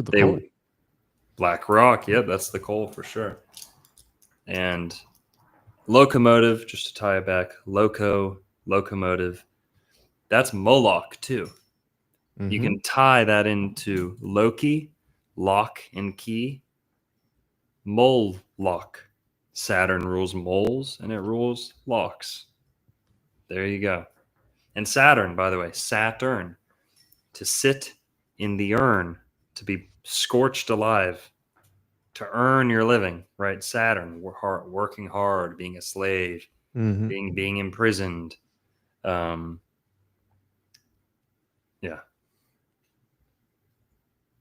So again, I just have you know, alchemy. In my opinion, it's like you know, a rolling furnace. You mix in a little bit of here I have the etymology of bright, right? Radiating, reflecting light, bright, splendid, beautiful, divine. Line, cord used by builders for taking measurements, which is very Masonic, if you ask me a little bit. And there is a connection between railroad workers and a lot of them being Masons. Now, we don't know, we don't have concrete proof that Rockefeller or Flagler or any of these other guys were Masons. Henry Flagler was. I've recently got proof of that. Oh, do you? Yeah, he was admitted to a lodge in Pennsylvania, I believe. Whoa. Okay. Yeah, well, it's big news, recent. Stand corrected then. Well, there you go. So there's a connection between where railroad stations would be and lodges. And there's also have been lodges, at least here in Florida, that have funded railroad work as well. So there is a connection between the Freemasons and the railroads. Also, again, in Masonry, you have the two lines and the circle in the center, you know, representing the two holy saints, John the Baptist and John the Evangelist. Again, just another Freemasonic connection there. And here's where we mentioned earlier some Greek mythology, Hecate. We mentioned Hermes, and you were talking about Saturn and Kronos and all these other mythological connections. So we have the Jupiter and Lake Worth Railway, also known as the Celestial Railroad. Yep. And it operated for a very short time because, like I said, Flagler actually put it out of business. And it operated from 1889 to 1895. And you're going to find some interesting stuff here, bro, because remember I told you I wanted to reconstruct, right? Hey, if we have these planets here, where else would the other planets fall? And it operated from 1889 to 1895, narrow gauge steam railroad that connected Indian River with Lake Worth from Jupiter to Juno, a distance of 8 miles. 8 also being an interesting number, right? It's infinity, essentially, if you flip it on its side. 88, time travel, Back to the Future. It was operated by Indian River Steamship Company and its parent company, the Jacksonville, Tampa, and Key West Railway. The terminal at Jupiter was constructed beside the steamboat wharf. British writer Julian Ralph wrote about the railway in Harper's New Monthly magazine in March 1893, describing it as the Celestial Line because it stations at Jupiter, Venus, Mars, and Juno from north to south. Venus and Mars were little more than platforms along the route. The small train could not turn around, so it had to drive backwards northward to Jupiter. In 1889, the town of Juneau was selected to be the county seat of Dade County, primarily because of the railway terminal there. The small railroad went out of business shortly after Henry Flagler's Florida East Coast Railway began carrying passengers south to the Lake Worth region. The expedition party traveled on the train from Juneau to Jupiter. You know what expedition that was? Ingram. The Ingram expedition, the most occulted expedition that you've never heard about, but well, I would say it's on your channel, but it's not anymore. It's on my channel. We did a whole Ingram expedition de-occulting because it's been hidden from the history books. But check this out, bro, because look at this here. We have Jupiter Light right here. Jupiter Light, Jupiter Inlet. Lighthouse, Right? So check this part out. The J and LW was the southernmost railway in the continental U.S. when it opened in July of 1889. With Jupiter at its northern terminus, someone had the bright idea of labeling the settlement at its southern terminus Juno, Jupiter's consort in Roman mythology. Perhaps with an eye toward hyping their available holdings, land developers seem to have been behind the naming of the 2 intermediate stops, which soon popped up along the route. The southernmost of these was Mars, Jupiter's son, with the northernmost named Venus, Mars's lover. And then this part was interesting here. Also, a settlement about half a mile upstream of the Loxahatchee River, I always butcher that, was known for a time as Neptune. So this whole Roman deity theme had begun to develop. Now, the other one was unconfirmed sources. There was a saloon called Mercury Tavern near the site. And then an upscale community called Olympus along their former right-of-way is said to have taken its name from a seaside estate. And Olympus was the home of the Greek gods. So we had a little mythology here along the Celestial Railroad. And that's all I have as far as presentation with visuals. But yes, Henry Flagler didn't technically start the Celestial Railroad, but he did put it out of business because they had offered it to him, but they wanted too much money for it. So he passed it up and then just built his own right next to it and just. Could you pull up my most recent video, please? My Well of Ancient Mysteries video. Now, Juan, we're going to carry this on down. Celestial Railroad, that's between Jupiter and Lake Worth, like Juan said. Well, I'm in Lake Worth right now, actually. Jupiter is about half hour north of here, hour maybe. But that's not super far of a track. But also, going south, I want to link this to some other sacrificial sites. Now, is this really, could there be anything connecting human sacrifice to these trains in Florida? Well, we don't want to start at the beginning of this video. Let's go maybe 5 minutes in, please. Here? Maybe a little more. Go 10 minutes in. Here? Or more? Yeah, play it right here. Play it. Miami, that's currently being demolished or in the process of getting demolished. How you doing? My name's Connor. Right. Yeah. What's your name? Lester. What was it? Lester. Lester. How you doing? Molest. Are you doing some work on there? No problema. Yeah. Go on. What are you getting ready to do? He was actually Having stealing no that luck fence, in by the way. English, I put the camera away, then switched to Spanish. In his native tongue, I was able to converse with Lester further, and eventually persuaded him to let us have a look around. Can you recite what you said to him in Spanish for us, please? Estás trabajando aquí? Okay, that's not bad. That's not bad. He told us to be quick. ¿Conoces quién, whoever owns this? Do you know who owns this? I can speak enough. Yeah, you sound pretty good. I thought you were trolling us. Based on what I could find online, the house itself was originally constructed in 1920 by Lucius C. Rice, a prominent banker who had previously served as the state treasurer The Lucius of Idaho, Trust? The Lucifer and Trust? even once ran for governor. So pause it. The Rice family. So this house that we're at in this video that we're watching, this is my most recent video. It's about a cottage called the Well. It's a property that has a cottage on it called the Well of Ancient Mysteries. It's in downtown Miami. Barely anybody knows about it. It's a well-kept secret. And since like the 1960s, this guy has lived there and he's like excavated his property. So if you've ever seen Up, or it's kind of like a cliche story, like an old man, it's called a holdout. Like an old man won't sell his property because he doesn't want, but the development, everything gets developed around him, and the house, the little old house, is just sitting there. That's exactly what's happening in downtown Miami. And they basically are kicking him out because this land is so valuable.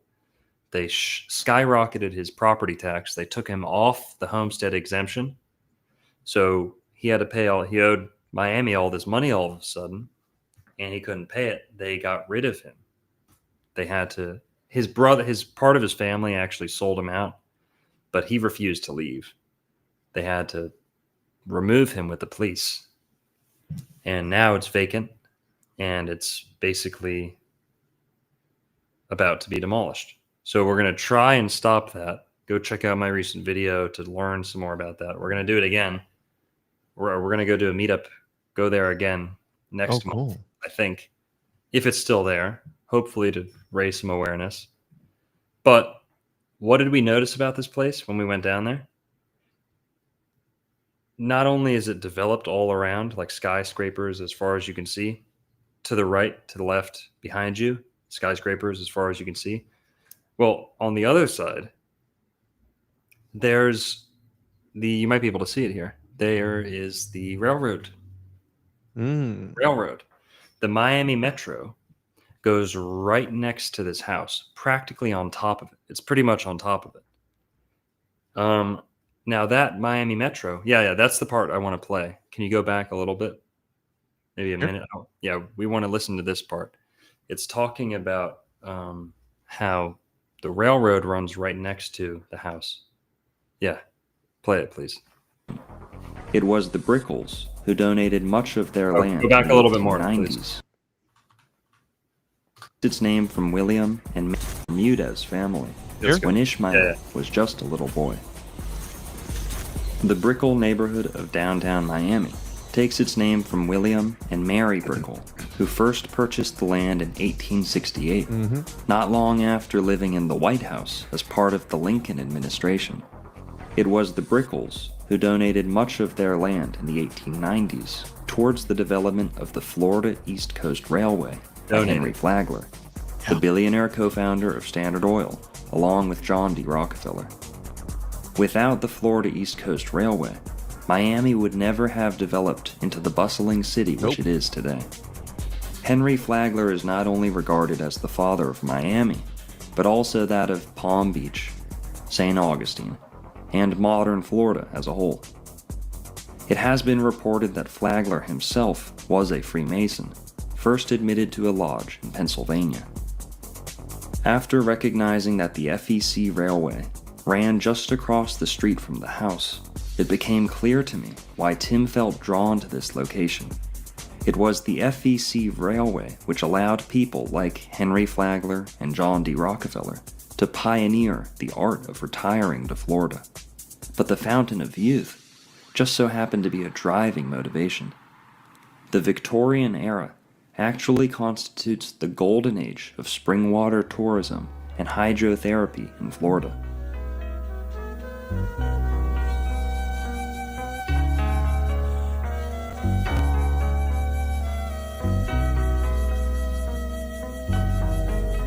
Speedy to water.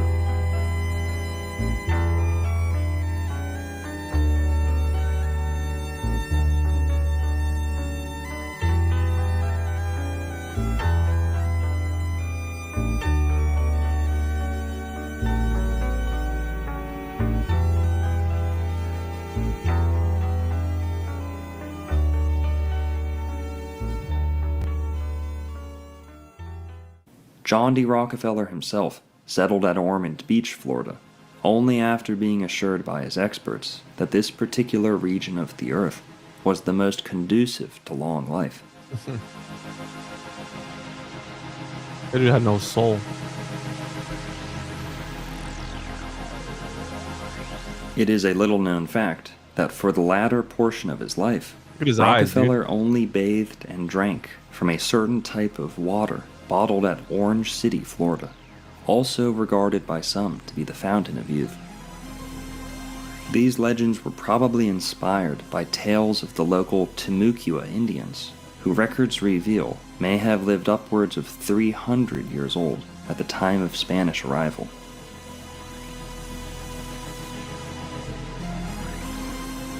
Rockefeller was aiming for 100 years of age, but passed away in his Ormond Beach mansion at the age of 97. Flagler passed away in 1913, but may have had plans to seize Miami's so-called Fountain of Youth for himself.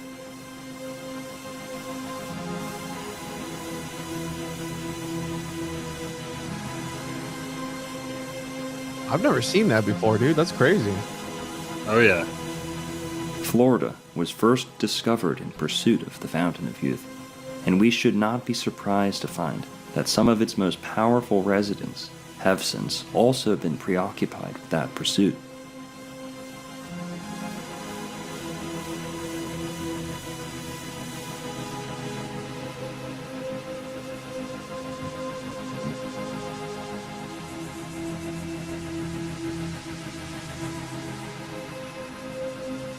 Thus, Tim had successfully tracked the scent from Jekyll Island, Georgia, which is just about the northernmost extent of the FEC Railway, all the way down to Miami, Florida, which was once its southernmost extent.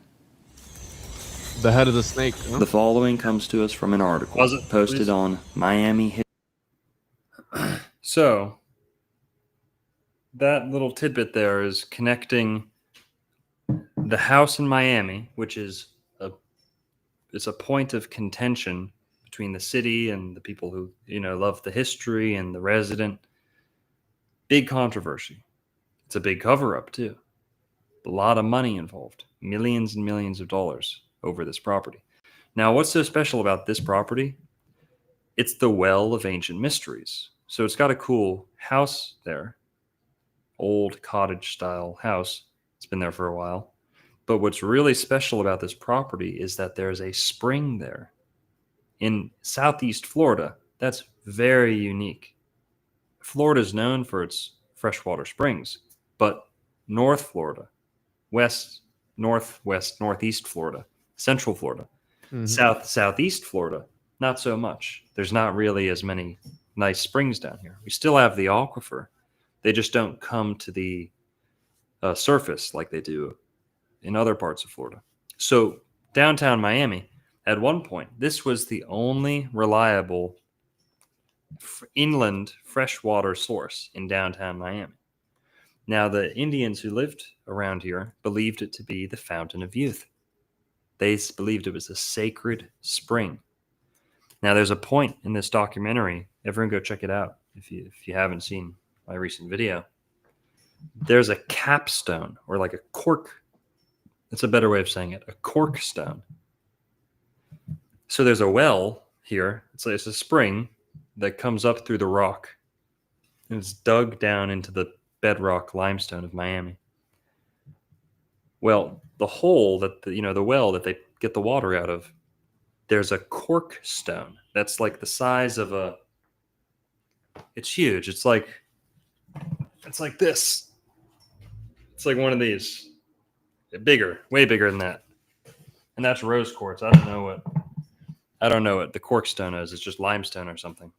But the cork stone, it takes 2 men to hold it on like a hoist and to like put it up on their shoulders, right? To like share the weight of it. And the cork stone is meant to go down into the well, and it perfectly seals the opening to the well. I've never seen anything like this in Florida. It's insane. And the cork stone has little hands, like little hands carved into it. So you can like intuitively see what it's for, like it's the instructions are like carved into the stone. It's crazy. Go watch the video if you want to see more, but the video, that little portion's trying to explain why did they build the railway down from Jekyll Island down to Miami? Yes, expedience, yes, resorts and tourism.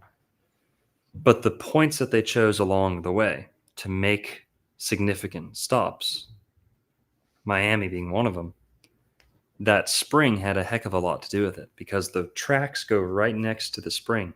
And back then, everybody around town would have known this is one of the few places you can get clean water. And the capstone, it's still there. The cork stone, it's still there. It's crazy. Tim, the guy who brought me there, or who I brought him, he brought me. He drove us, but he doesn't really know Florida too well. So we were both going down there to see that site for the first time. I'd never seen it. I'd only heard about it a little bit. We go to that place. We went there on his intuition alone. Tim Bence, who's the guy who cleaned out the Jekyll Island curse, exposed the role that human sacrifice played in Jekyll Island and all that. Well, people always forget. That was started off in a rail car too. The Jekyll Island story, that all started in a rail car in New York. They took the cottage owned by John D. Rockefeller too. Yeah, they took a private train down from New York all the way down to Jekyll Island, which is probably as far as it went back then. 1914. I guess you could go down to the Keys by then, but that was kind of as far south as you went before the Florida Railroad started, if that makes sense. Like Jekyll Island's right there over the Florida state line. Now that had to do with the train car too. They took a train car down there. And then after that, Flagler continues developing the rest of Florida. And what was it that links Jekyll Island to some of the other stops there? Well, Tim Bence led us there. And again, there's not enough time to explain all this stuff, but Tim Bence is, legend in the conspiracy theory, truther, Christosphere, whatever you want to call these communities. He's a preacher, yeah. Really cool guy. We went down there together to go like ghost bust this old site. But I didn't know where it was. I didn't know where we're going. He just said, let's go to Miami. I have a feeling that we need to go to Miami. And that's how it happened with Jekyll Island too. It's all a feeling, intuition. Yeah. And we go down to Miami. We find this house.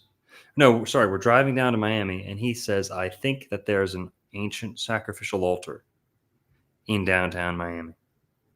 He says, I don't think anyone knows about it. And I was like, yeah, I think I would know about it. Like, you know, this is my thing. Sacrificial altars in Florida, I would know about it, right? Wrong. Downtown Miami. We're only 5 minutes away from Miami. We don't know where we're going. I said, Miami Circle? He said, nope, not the Miami Circle. He's like, I know about the Miami Circle. It's not that. I said, the 444 Brickell site? The 333 Biscayne site? Any of those? He's like, nope, not those. It's something else. And I said, okay.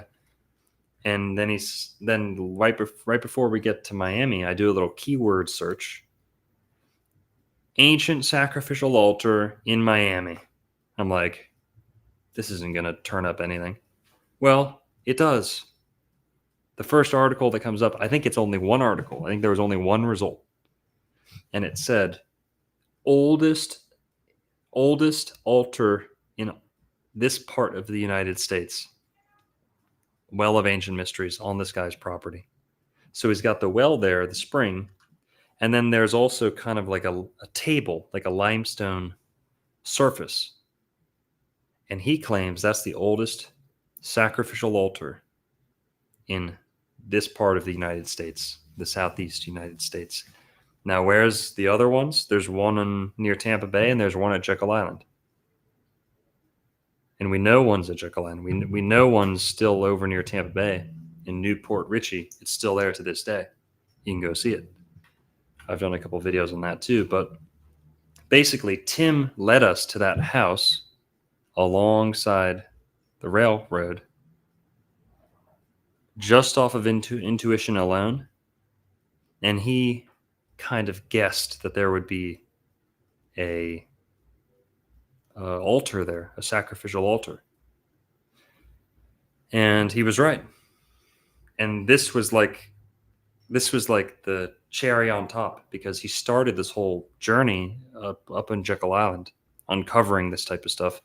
And the most recent one we just did together was in downtown Miami. It's the same people who kicked that off. Jekyll Island, Rockefeller and Flagler.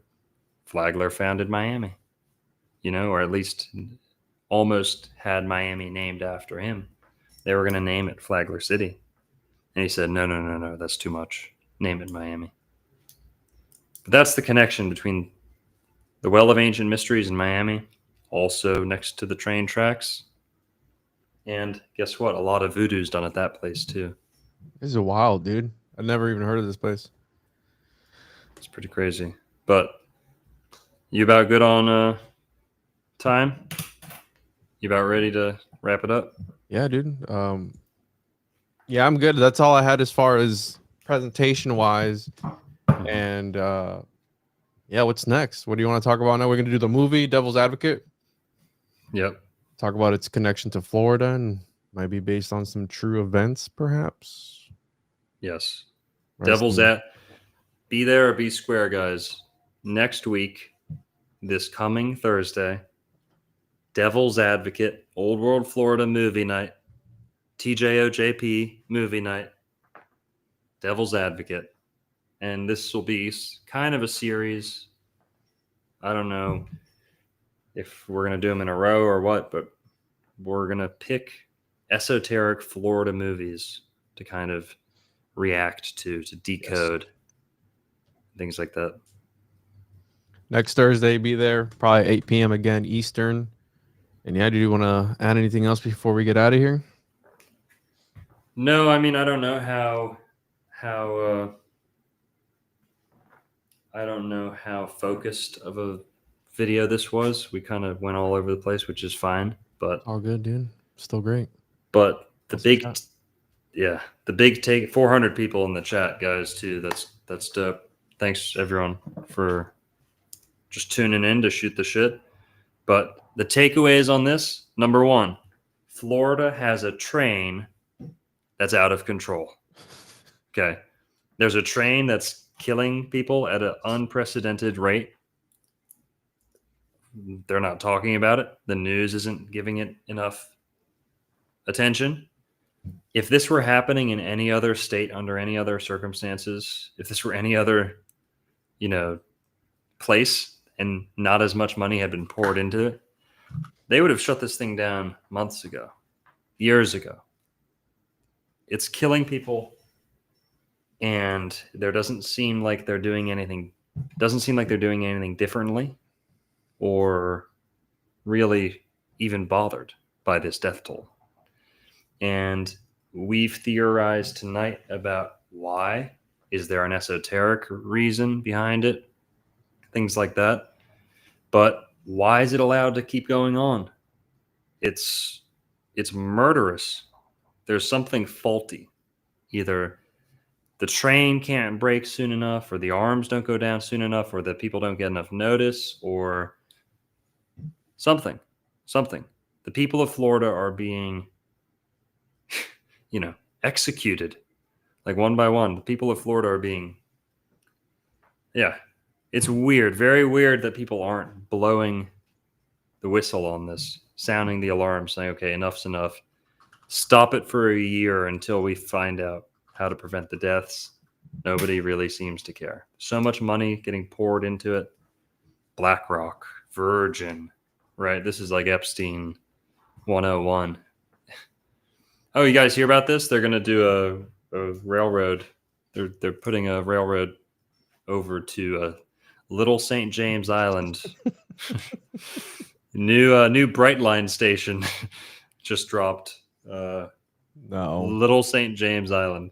I just hit up Kevin Flynn, the guy who runs the Florida Man page, to see if he'll come on and talk to us. Hell yeah, that'd be dope. Talk some Florida stuff. He's funny. Yeah. All right, dude. Well, what do you gotta say? Come on, give us a breakdown. About what? I got nothing. I had fun, dude. This is great. Make it what's the word? How do we tie this all in? We got to ban the trains, dude. Give us a summary before we need to come together and sign a petition to stop the trains from the BlackRock corporations that are eating people up, and they're sacrificing them to Moloch and sacrificing them to Saturn and Kronos. That's what this is. The blood is on their hands, and they know exactly what they're doing with that. So let's start a change.org to start a petition to ban these trains from our streets, because they're hitting people every other day, it seems like, and no one's talking about that. It's crazy, dude. So all aboard Florida is literally the name of the people, the Brightline people. All Aboard Florida is the program, I believe. All Aboard Florida. Yeah. So dude, it's country's first privately owned, operated, and maintained passenger rail service. That's crazy, man. But that's all I got to say, man. I had fun. This was awesome. And I look forward to doing the devil's advocate, breaking down the symbolism, talking a little bit of Florida on there, because it's based in Florida, right? Mm-hmm. Yep. So that's Keanu Reeves, isn't it? Yes, sir. Oof. All right, cool. Keanu. The Janus archetype, the key, and Anu. Janus. Anus. Anus, Uranus, Anu, yeah. So Keanu is a very interesting character. There's not a single movie role that he's ever done that wasn't steeped in the occult, esoteric symbolism. The Matrix. Of course, yeah. Made by the Watch Out ski sisters, brothers. It's amazing they made a movie about the Matrix but couldn't escape the Matrix themselves. What does that tell you? Well, they got transed for exposing the Matrix. The Matrix hit them back for exposing the patriarchy. Ooh. Wait. They are hacking the Matrix by fighting the patriarchy, by becoming trans. Well, we'll talk about the $800 million worth of stone next time. So just get clearance from the people so we can talk about it. I'll check with my rabbi. All right, dude. Well, everyone, make sure to oldworldflorida.com, tjojp.com, all that good stuff. Yeah, guys. Go to oldworldflorida.com. What's the website? I don't have a website anymore. Dude. Anyways, owf.com. Get that website Hang and on, it's- activate it. How the hell do you not have a website? oldruralflorida.com. Nobody's No? got that website, dude. I don't think there's anything. No. No, get it. Just buy it. I'll buy it for you and I'll give it to you. Here. Okay. All right. Good night, Appreciate everyone. it. See you on the next Thursday. Love you, Longo. This was awesome. Thanks, Ron. See you guys on the next.